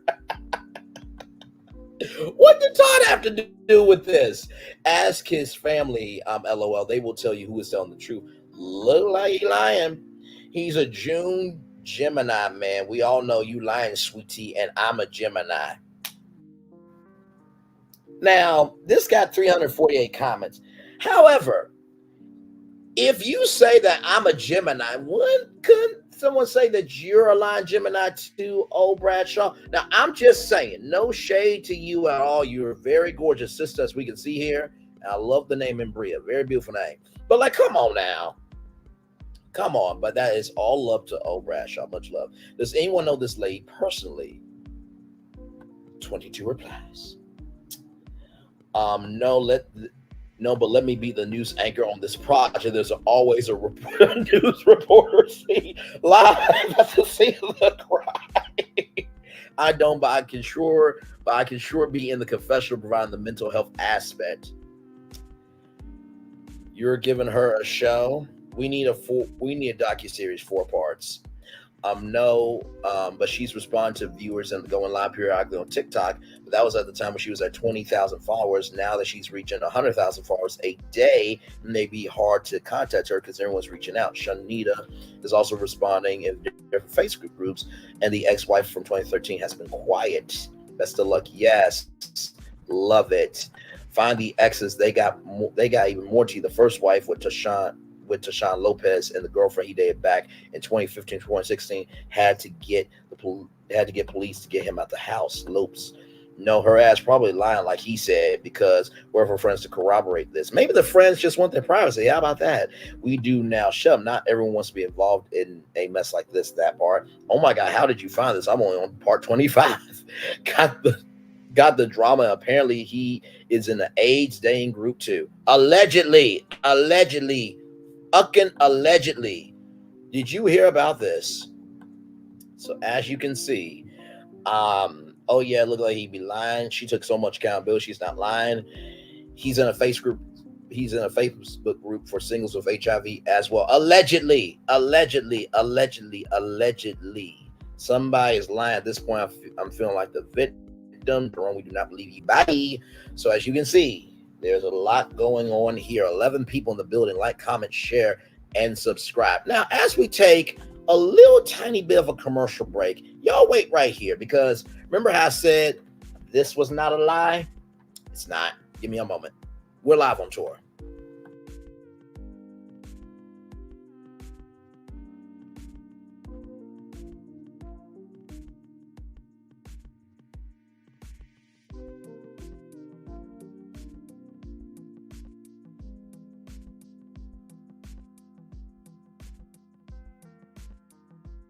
All right, y'all. Give me one momento, please. Woo, okay, Jesus, be offense. I'm feeling things. All right. Give me one momento, y'all. Chew, boom, wing, stop right here. All right, y'all. Let me get myself adjusted. Back to center and see you beautiful people right here. Hi, good to see y'all again. So, remember I said, this was not to lie. It's not. It says here, now let's start. You've gone from fan to fam. Now let's start trending. Post a picture or video on Instagram of you and your Wingstop wearable billboard. Tag us at Wingstop and include hashtag this is an ad for Wingstop in your post. Must be in a public place. Must be from a third person. No selfies. Message on wearable billboard must be readable. We'll verify the picture and Venmo you $10. Extra flavorful and famous folks might even get you rewarded with free wings and more prizes. Now get out there and get some eyeballs. So this came from Wingstop. Now, some of you are like, interesting, Bray. Is there any receipts on this? Of course, I would bring you receipts. Wingstop will pay you to wear branded merchandise, right? So right here, so you could have went to wingstopwearablebillboards.com to claim your free sweatshirt and get paid on March 9th of 2020.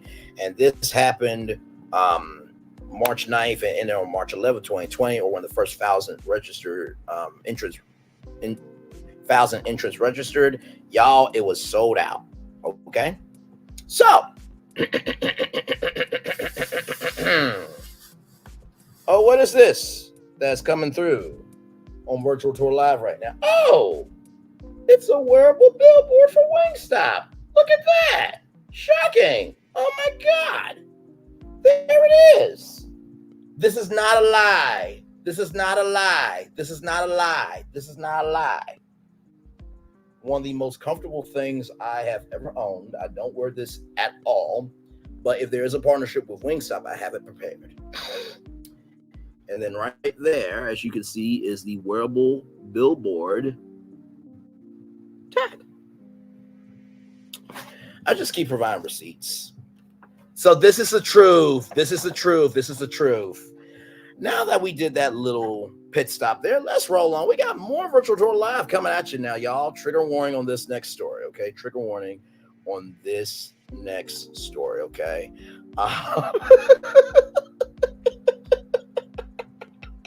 I love y'all so damn much. My Lord, my Lord. All right. So this next story here, trigger warning to anybody that is a teacher. Thank you so much, Naja. I thought it was really cool too. Like I said, I just tell y'all the media game for free. It's y'all choice to pick it up or not. Like I worked with Wingstop, so there it is. But anyway, here is this tab right here. Trigger warning for anybody who is a teacher and who cares about disabilities. This comes to us from dailymail.com. Former college football star turned Florida teacher punched 9-year-old autistic student in the face after student reportedly slapped educator. I'll read that one more time. Former college football star turned Florida teacher punched 9-year-old autistic student in the face after student reportedly slapped educator. Prechae Rodriguez, 39, was hired as a behavior support teacher by Eldon Heiser Exceptional Center with a 6'5" former Auburn University star has been charged with child abuse after allegedly punching an autistic nonverbal student in the face. A former college football star turned behavior support teacher has been charged with child abuse after allegedly punching an autistic 9-year-old to the ground in a school corridor. Prechae Rodriguez reportedly saw red after the child, who was nonverbal, slapped the 6'5" wide receiver as they walked out of a gym together at Eisenhower Exceptional Center outside Tampa, Florida. Rodriguez, 39, is accused of responding with a punch to the face, which floored his young charge and prompted his suspension from the Hillsborough County School District. The one-time Auburn University star was arrested at his home in Sun City Center and was released from jail on $2,500 bond. What?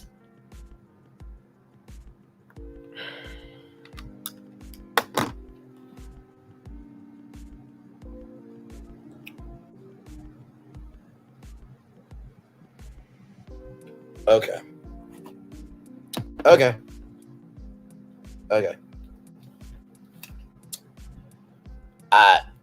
I can't do it.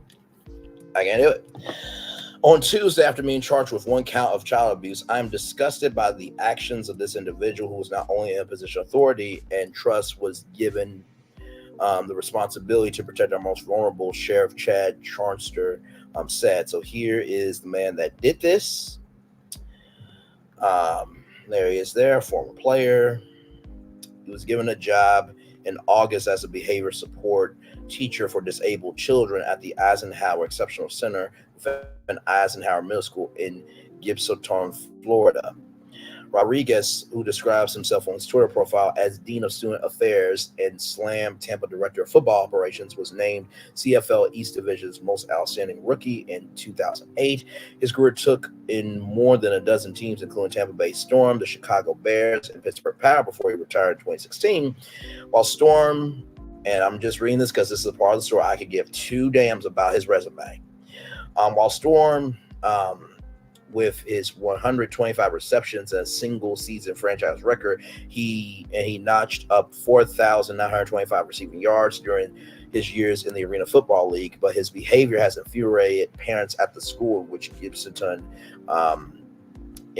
which caters for children with disabilities. Sometimes they don't know how to express how they're feeling, and being physical makes something that they may resort to, said mother Brittany Collins, who herself has an autistic child at the school. It's common behavior for kids with autism, especially if they're nonverbal. There's Asperger's.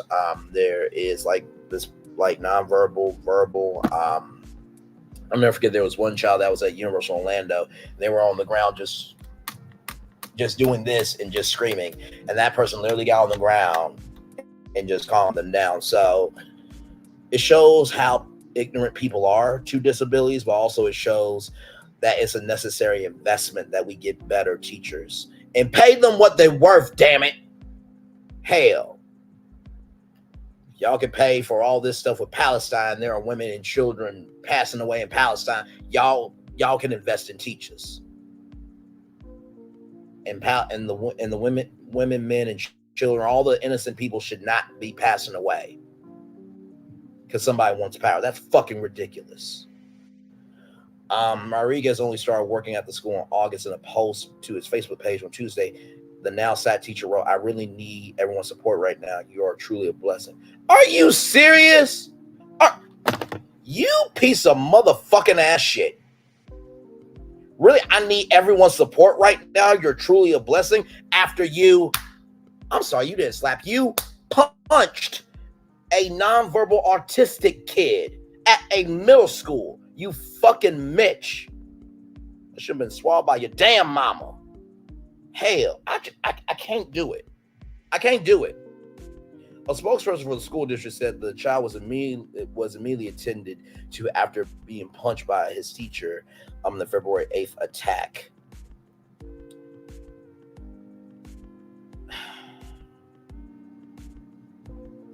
Mr. Rodriguez was removed from the school while investigation was going on and now has been terminated by the district. They add, "We are deeply disturbed by the charges on the safety and well-being of our students. It's top priority." Sheriff Charnster said the police investigation was ongoing. There is no place for the abuse of children in our schools or in our community. Our detectives will continue to work to ensure that all of our students are protected, he added. So let's go to the Jasmine brand. Let's see what the comment section is saying. SMH, I guess he needs behavior support. His job child speaks his charges. He knew better. If you're not qualified to apply. Self-defense. Self-defense? Are you serious? Burn in hell with this foolery, and everyone that liked this BS can witch you. Amen. Ignorant clout chaser. Amen. Forgot where he was, apparently. He don't look like a Rodriguez to me. Doesn't look like he regrets it either. So if you're punched in the face, how should you respond? Because if I'm punched in the face, man, I don't care what you were diagnosed with. And that is fucking sad. That's sad. That's sad. This is disgusting. Poor kid. As soon as it read Florida, I stopped reading SMH. This brother deserves whatever consequences come his way. Wrong is wrong, and what he did was wrong. That damn reflex, I bet it happened before he processed it. God come for a different mindset working in this field because it's really hard out here. It is really real out here, but also too, you gotta be responsible for what the fuck you do. Because Smiley _ they call me Ebony, if somebody punched you in the face, you will be having a whole different thing. Hell, a 9-year-old slap does not deserve a grown man punch. If you are losing patience, take a walk, pray, or something less harmful. Hitting an autistic child is never the answer. These killings are rough. I've seen them knock adults unconscious. Let that man out. They did let that man out. Still pretty _ And you are pretty, but Desiree, come on now. Come on. If somebody knocked your pretty out, would you still be pretty or would you still be ugly? Which one? Like, stop that. We're not excusing this behavior. So, y'all, that's that story. I can't do it. I can't do it. Just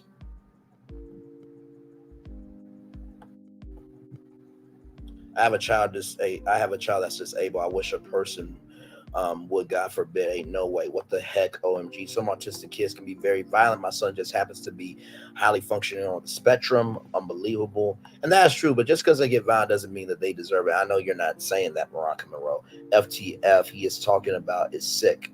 And yes, facts. Veronica, and my daughter has ADHD and D has George syndrome, but she can talk and walk. But when it's time to talk to others, you have to bring it up to her. Sometimes it depends. He gets no sympathy from me at all. You ban. Abso-damn-lutely. Abso-fucking-damn-lutely. And to all the people like in the comment section saying like these kids are violent out here, let somebody punch your ass in the face and let's see how you feel. Hell, if you get punched in the face, don't be asking for no damn support. Hell. Employed August 2023. He folded real quick. If you know you don't have the patience for autistic children, people find a career they can't control the impulses. He deserves everything coming his way. The people who understand this grown professional's reason should not be a part of this world. 8 likes. Y'all, let's roll on. Nene Leakes, you did Zeus, and now this.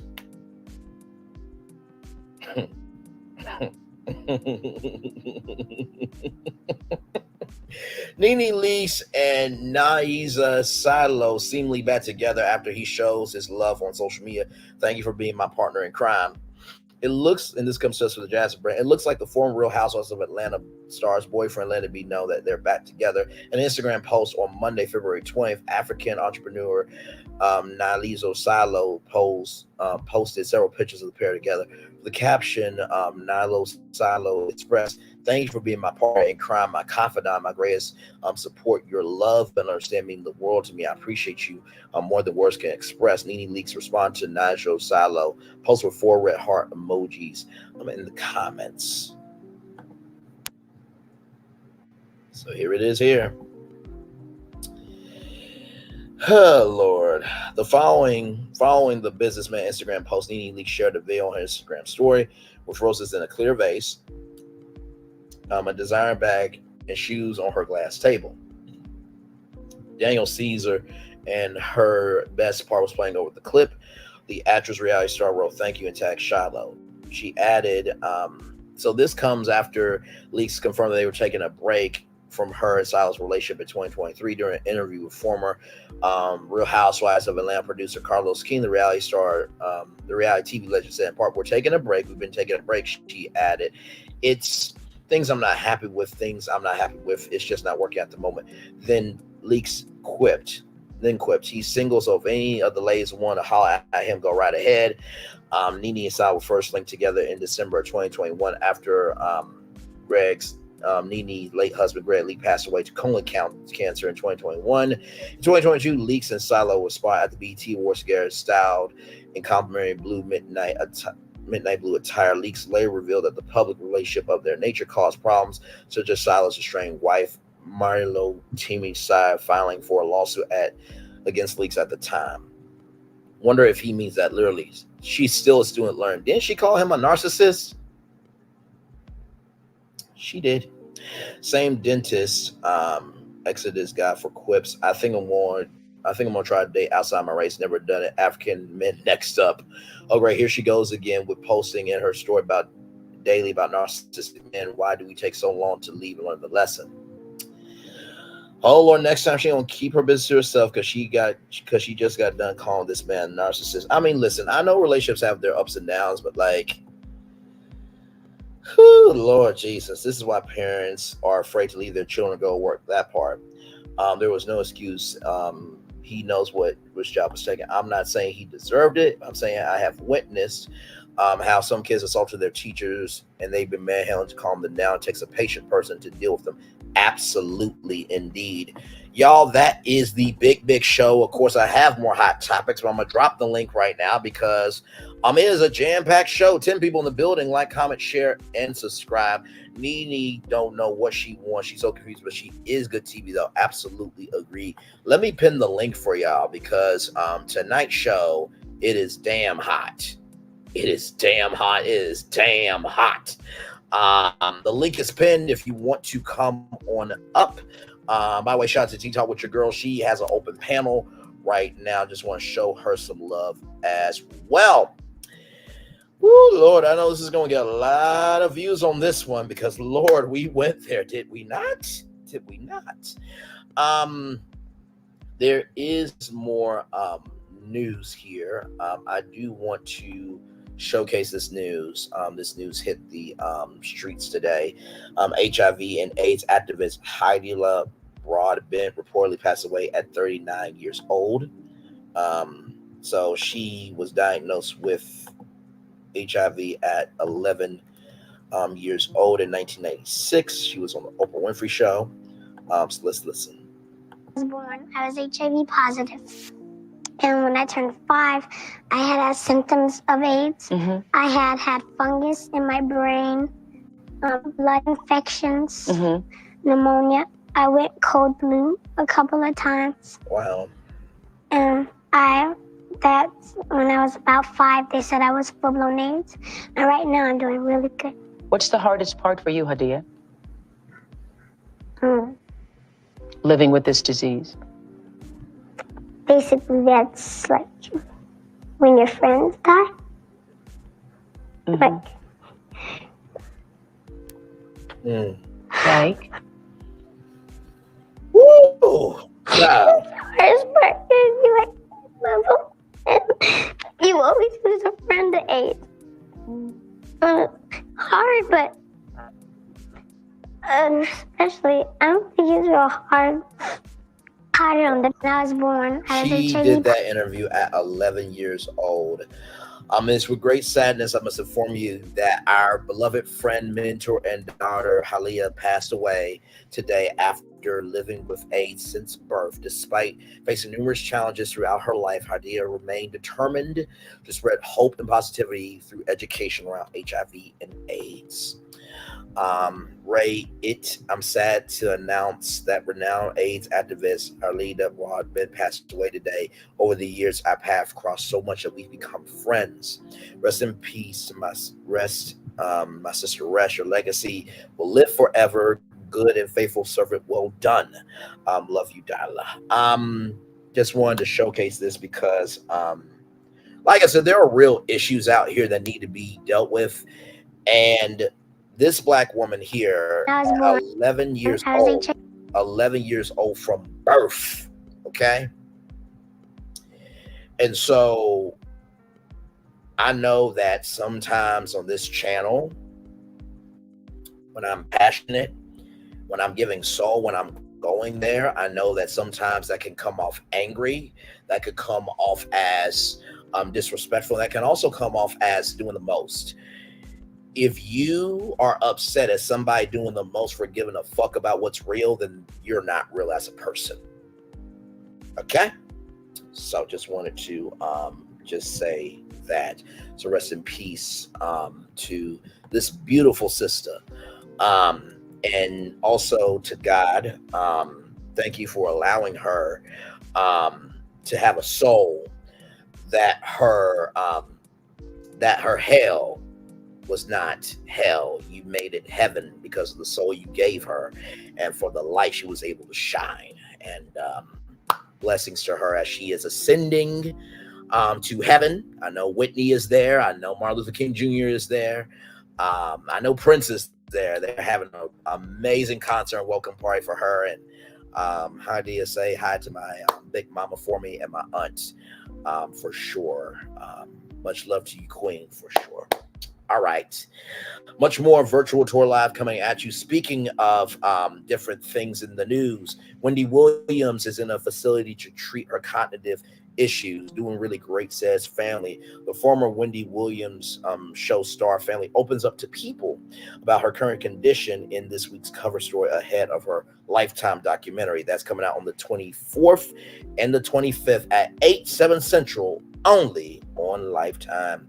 Wendy Williams is getting the help that she needs, according to her family. In this week's issue of People, the former talk show host loved ones open up for the first time about her recent health struggles ahead of Lifetime's shocking new documentary, Where is Wendy Williams, filmed between 2022 and 2023. The documentary premiering February 24th covers a particularly difficult period for Williams, 59, who, as anonymous, show ended in 2022 on the heels of the star's Iraq on-set behavior and news that she was struggling with health issues.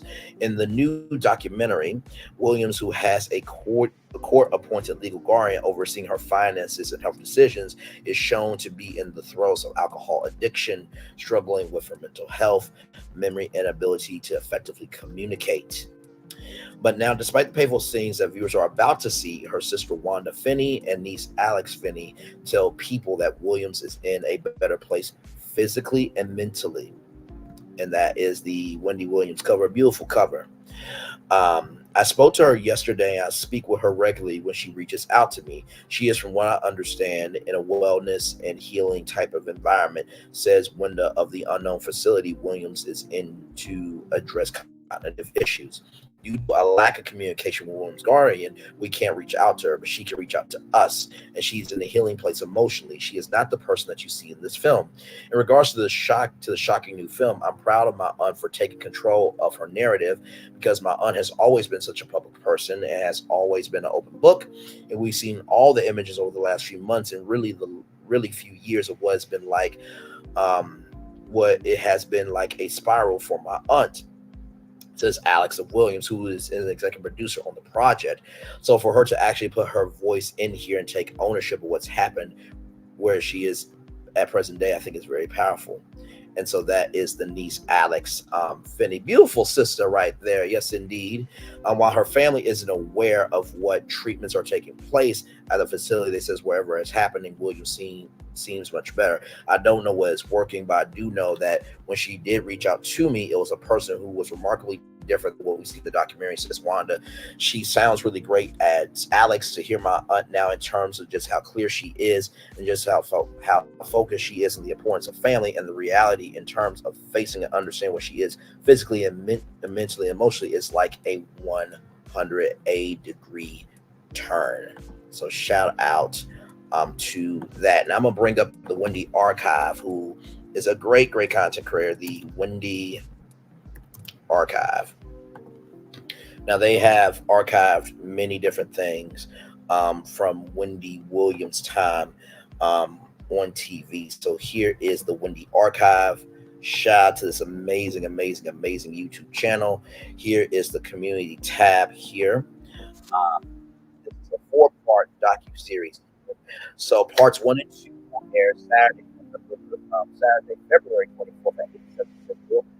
Parts 3 and 4 will air Sunday, February 25th at 8/7 Central on Lifetime. By the way, now the documentary will be bigger than the Black Business Expo. I'm just going to say that now.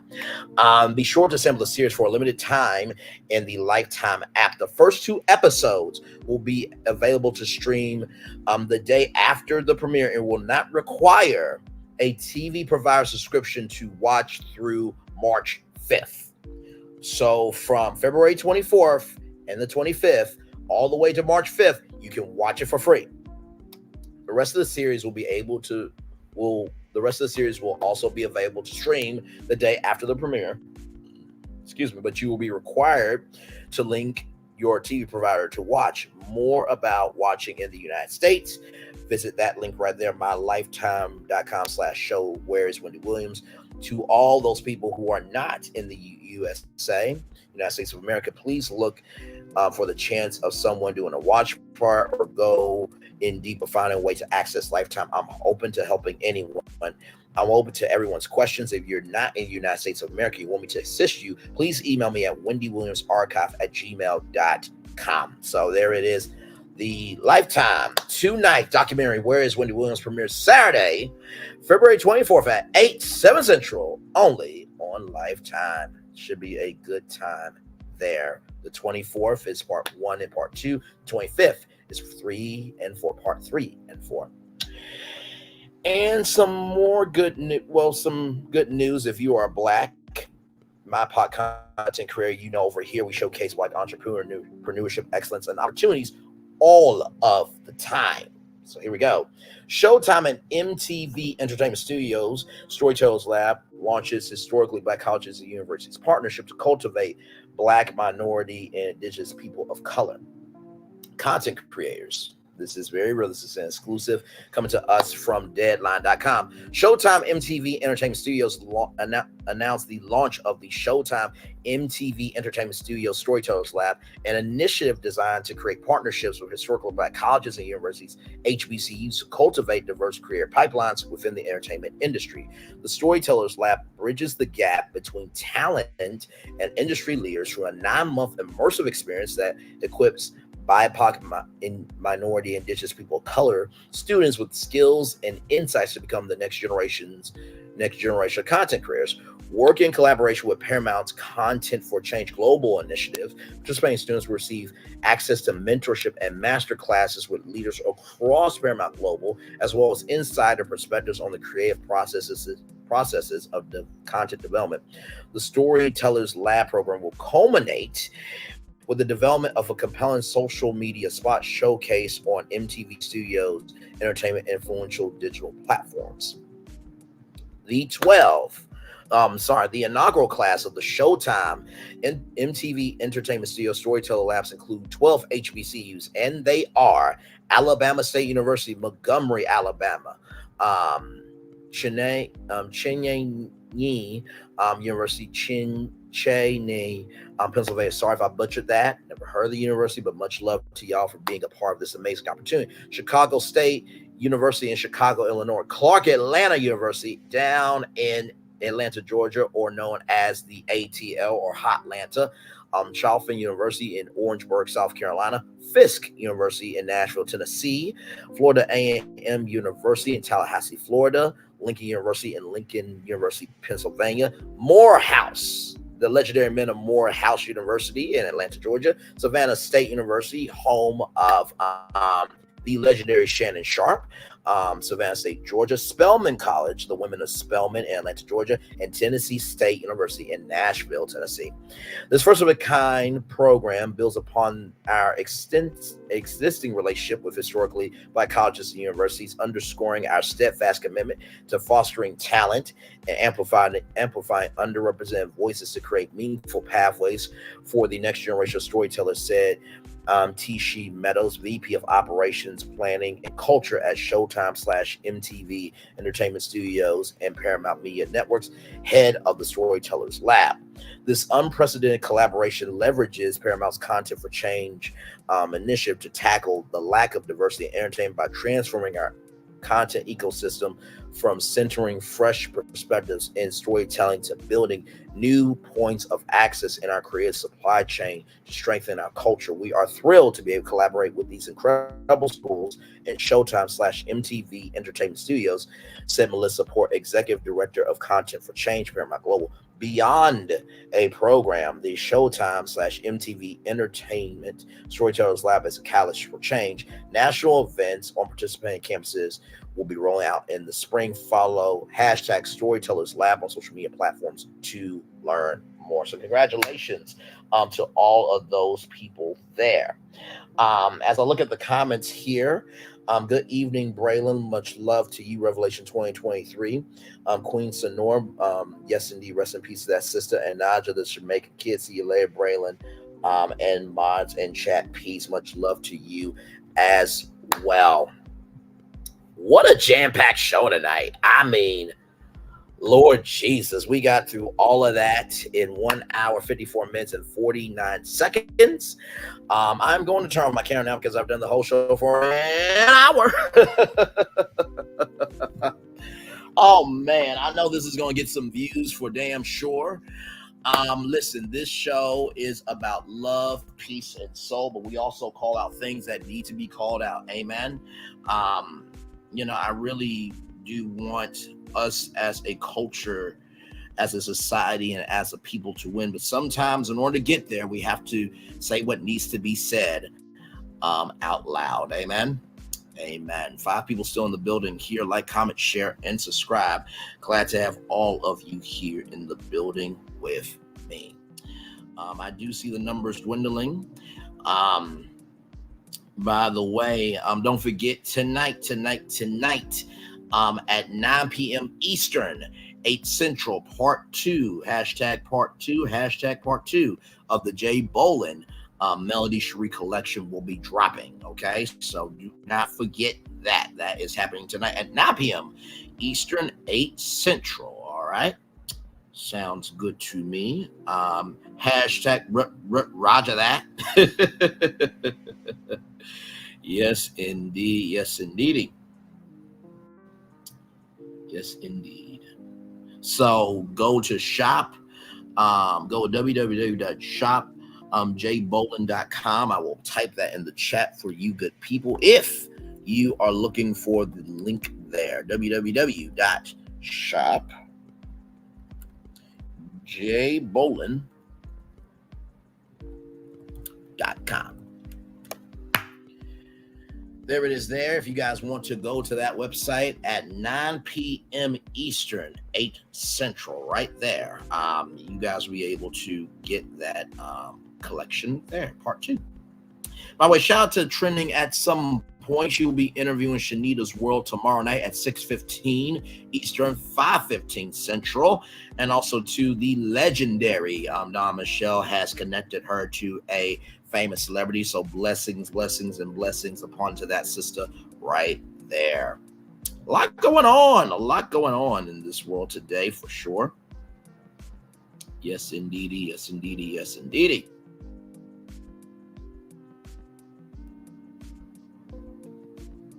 Like I said, if you guys want to come up on StreamYard, feel free or participate in the chat. Like I said, I know this is going to get a lot of views, okay? I know it is because, we went there today. Yes, congratulations to Trina at some point. Very, very well done. And you know what? She has been putting in that work consistently, heavily.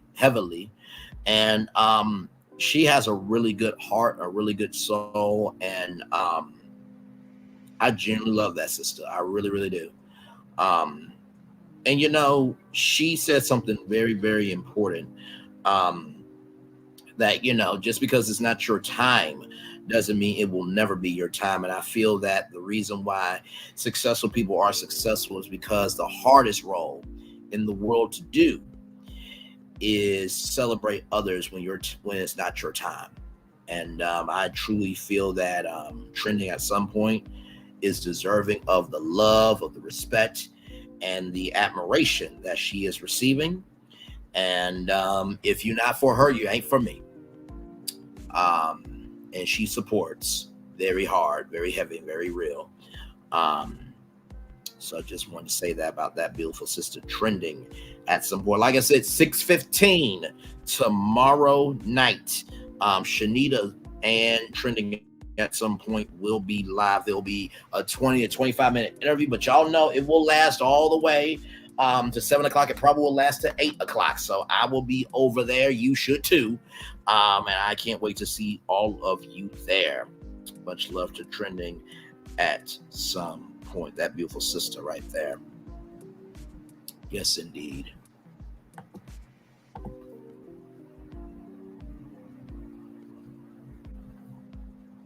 Oh, absolutely. Like her voice, I remember Chef Donna saying like her voice is like heaven, you know what I mean? And she has a very playful voice that is so articulate, wise, and soulful that she can do just about anything. And whatever she does, she will make it trend at some point. Not just because of the content, but because of how she gives to her content. So like I said, beautiful sister and well deserved with all of her accolades for sure. Yes, indeed. Oh, love her spirit, absolutely, absolutely. In the kitchen, making chicken parmigiana and subs and fries for dinner. Ooh, okay then. Wait a minute. So wait a minute. You ain't making this? Hang on 1 second, y'all. Hang on 1 second. I love you, Lady B, so much. Now, for those of you who may not know, we covered this morning during Virtual Tour Live, the morning edition, which is on Monday, Wednesdays, and Fridays at 11 a.m. So you ain't making this. You ain't making chitza. It's not pizza. It's chitza. So you're not making this tonight. Okay, you're making chicken parmigiana. Okay, all right. Just to make sure. But that does sound beautiful. That sounds really, really good. She does other people's channels too. Her presence is great. Absolutely love me some trending for damn sure. Trending gave me some wonderful advice. She said, Brain, you don't have to respond all the time. And your content and your commentary is usually on point. And I know that sister said it from her soul. you said nah, you ain't making this. Okay. She said that from her soul, and I've been saying this for quite a while now. When someone sees something in you, they're saying something to you. But when no one sees anything in you, and they're not saying anything to you, that's when you should be worried. So I know that sister loves me very much, just like I love her very much as well. So, by the way, I was completely stunned when I saw this chicken pizza thing, or chitza. Now this was an international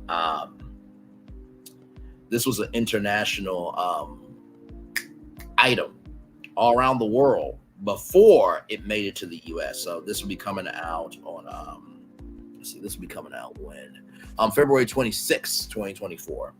But if you are in New York City, and you would love to try the chitza, there's a one-of-a-kind pizzeria, where you guys will be able to try it.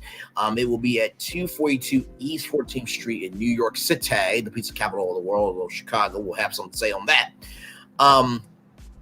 It will be open Friday, February 24th, 23rd, and 24th from 1 p.m. to 9 p.m. And for the rest of the country, it will be available starting Monday, February 26th, 2024. So there you go on that. You know what? To the damn corner. I cannot with you. But I'm also here for that energy because I'd rather do that. And honestly, that's the only reason why I excused the chitza, because it seemed like chicken parmigiana to me. You know what I mean? So I really felt that.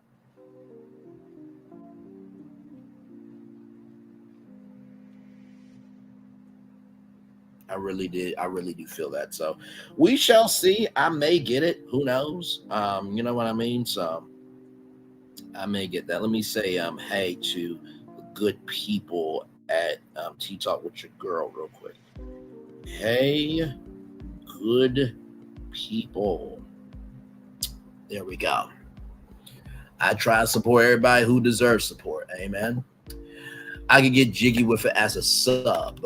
Understood. Understood.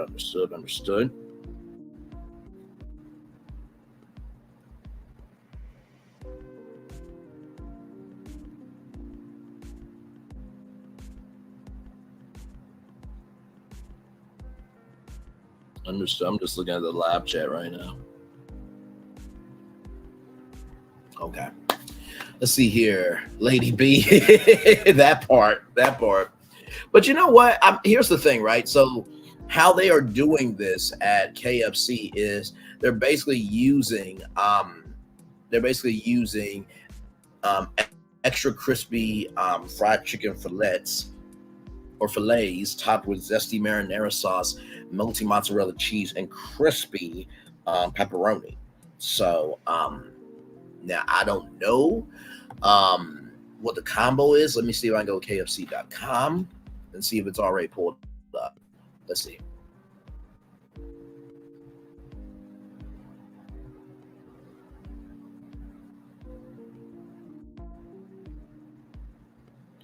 Okay, it's loading, y'all. It's loading.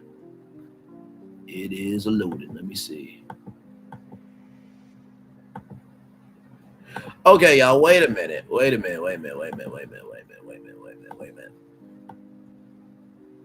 So, y'all, they got a 50-piece nugget order for $29.99. Now, I know that sounds like a lot, but listen, that's not a bad deal, okay? That's not a bad deal at all.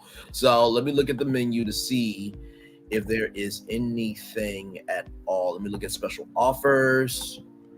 They don't have it up for the special offers yet, so give them some time to get it on the website. Now, I think the biggest thing is absolutely. I think the biggest thing is the consistency of the chitza. Will they be able to keep up with that? You know what I mean? So, for people in the building, like, comment, share, and subscribe. Glad to have all of you here in the building with me here. And y'all, listen, so I was out and about today. I went to Dunkin'. I tried the churro latte. I liked it. It was decent for what it was. But the new energy drink, that lychee and peach, is a vibe. Okay, it is a whole vibe. And y'all, listen, I was looking at my analytics for YouTube. Now, my analytics say here that we're at 97,494 total views. And when I go to my analytics on my YouTube app, it says 98,400 views. So y'all, we are getting close to 100,000 views on this channel. And y'all, I'm looking at it here, 11,400 likes, 1,100 comments, and 209 shares. Last 7 days, 4,600 views. And right now we're at 1,698 subscribers. So I appreciate each and every single one of you more than you know. Veronica Monroe, much love to you, Queen, for what you did. You did not have to do that. Much love to you for that. Oh man, what a show! What a show tonight. I gotta tell you something. I truly do think that this show is definitely gonna get some views. And like I said, what's understood doesn't need to be explained. And I will say this: I think it's about time that it needs to be said. You know what I mean? So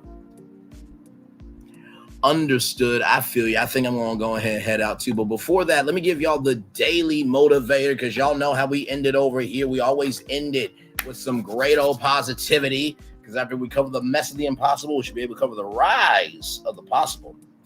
Let's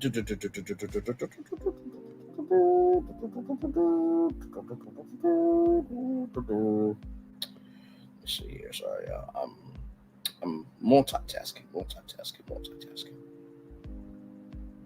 So I saw somebody say hi. Anyway, that's what I thought. All right, so here we go. Let me share this tab instead with all you good people. There are two kinds of failures: those who thought and never did, and those who did and never thought. Oh, very, very deep and very well said by Lawrence J. Peter. It's time for the Daily Motivator for Wednesday, February 21st, 2024. Life in all of its richness. You are here today to experience life in all of its richness. Embrace every opportunity to do so. Succumb to the pleadings of your curiosity. Exercise the power of your courage. Offer healthy challenges to your mind, your body, and your assumptions. Grow stronger in all dimensions by working honestly through those challenges. Share who you are, what you know, how you feel with other people who inhabit your life. With your words and especially your actions, fortify existing bonds and seek to build new ones.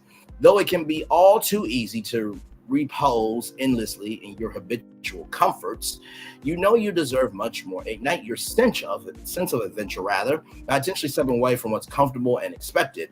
There are specific pathways today that will show you how intensely alive you are. Choose one, follow where it leads, and then keep the richness going. Ralph Wilson. Very, very well said. I think, as I was at Dunkin' today, just kind of taking time out for myself, I was thinking about this in some capacity of the richness of life. And that I think the reason why life is so limited for some people is because they limit their thinking of what their life could be.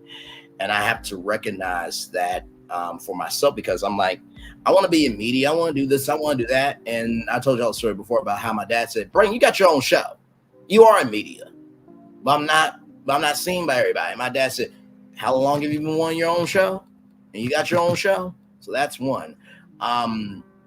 Your life is unlimited or limited based on what you give to it. That is one. Number two, share who you are, what you know, and how you feel with other people who inhabit your life. I will say that, but also to be careful of who you allow in your life, because not everybody is for you. Some people are against you, but they'll come for you. Okay, I'm just going to say that. And finally, when it comes to choose one, follow where it leads, and then keep the richness going. Once you choose one and you follow where it leads, if it's not good for you, stop. Please stop. You only get one life. You don't get a second chance to live your life. And I want you to know that regardless of where you end up at the end, you are in control of your own tour of how you get there. The words of Kirk Franklin, pack a smile. This road won't be easy. Doubt will come. Believe me, sometimes you're wondering if it's all right. Hold on tight. It's about to be amazing when you see what God is doing. I can't wait to tell you that it's all right. But that being said, it's time for the best outro on YouTube. If I do say so myself, know what you do and do what you know. Never say you want more special, because you always born blessed and trust. You may not be where you want to be, but by the end of it, you'll be where you need to be. Do what you've been chosen to do. Why is one thing call yourself is another thing be chosen. One love, much love, all love. I have spent time with you. You have spent time with me. Hopefully by spending time together, we'll rise up to be great together. And always remember, whether you're doing radio, television, YouTube, live your best life, or you're just saying the quiet part out loud, not to cause destruction, but to cause construction. Make sure the replay is not just where you watch it, not just for you listen to it, but for you want to experience it again. I love you. I value. I embrace you all. Always remember, on receive love, you gotta give it. On receive love, you gotta give it. On receive love, you gotta give it. Wherever obstacles you've overcome, wherever successes you have achieved, I am extremely proud of you on this particular day. But if no one else is proud, you be proud of your damn self. All right. And finally, y'all, listen. Everything is in the eye of the beholder. But just because other people behold that opinion doesn't mean it's the damn truth. One love, much love, all love. Enjoy the fireworks for the day that was, for the day that's to come, and for the blessings that are on the way for you, me, and all of us as a society, as a community, and as a culture. One love, much love, all love. I feel the love, and I send it right back to you. Enjoy the fireworks, everybody. Love y'all. Good night.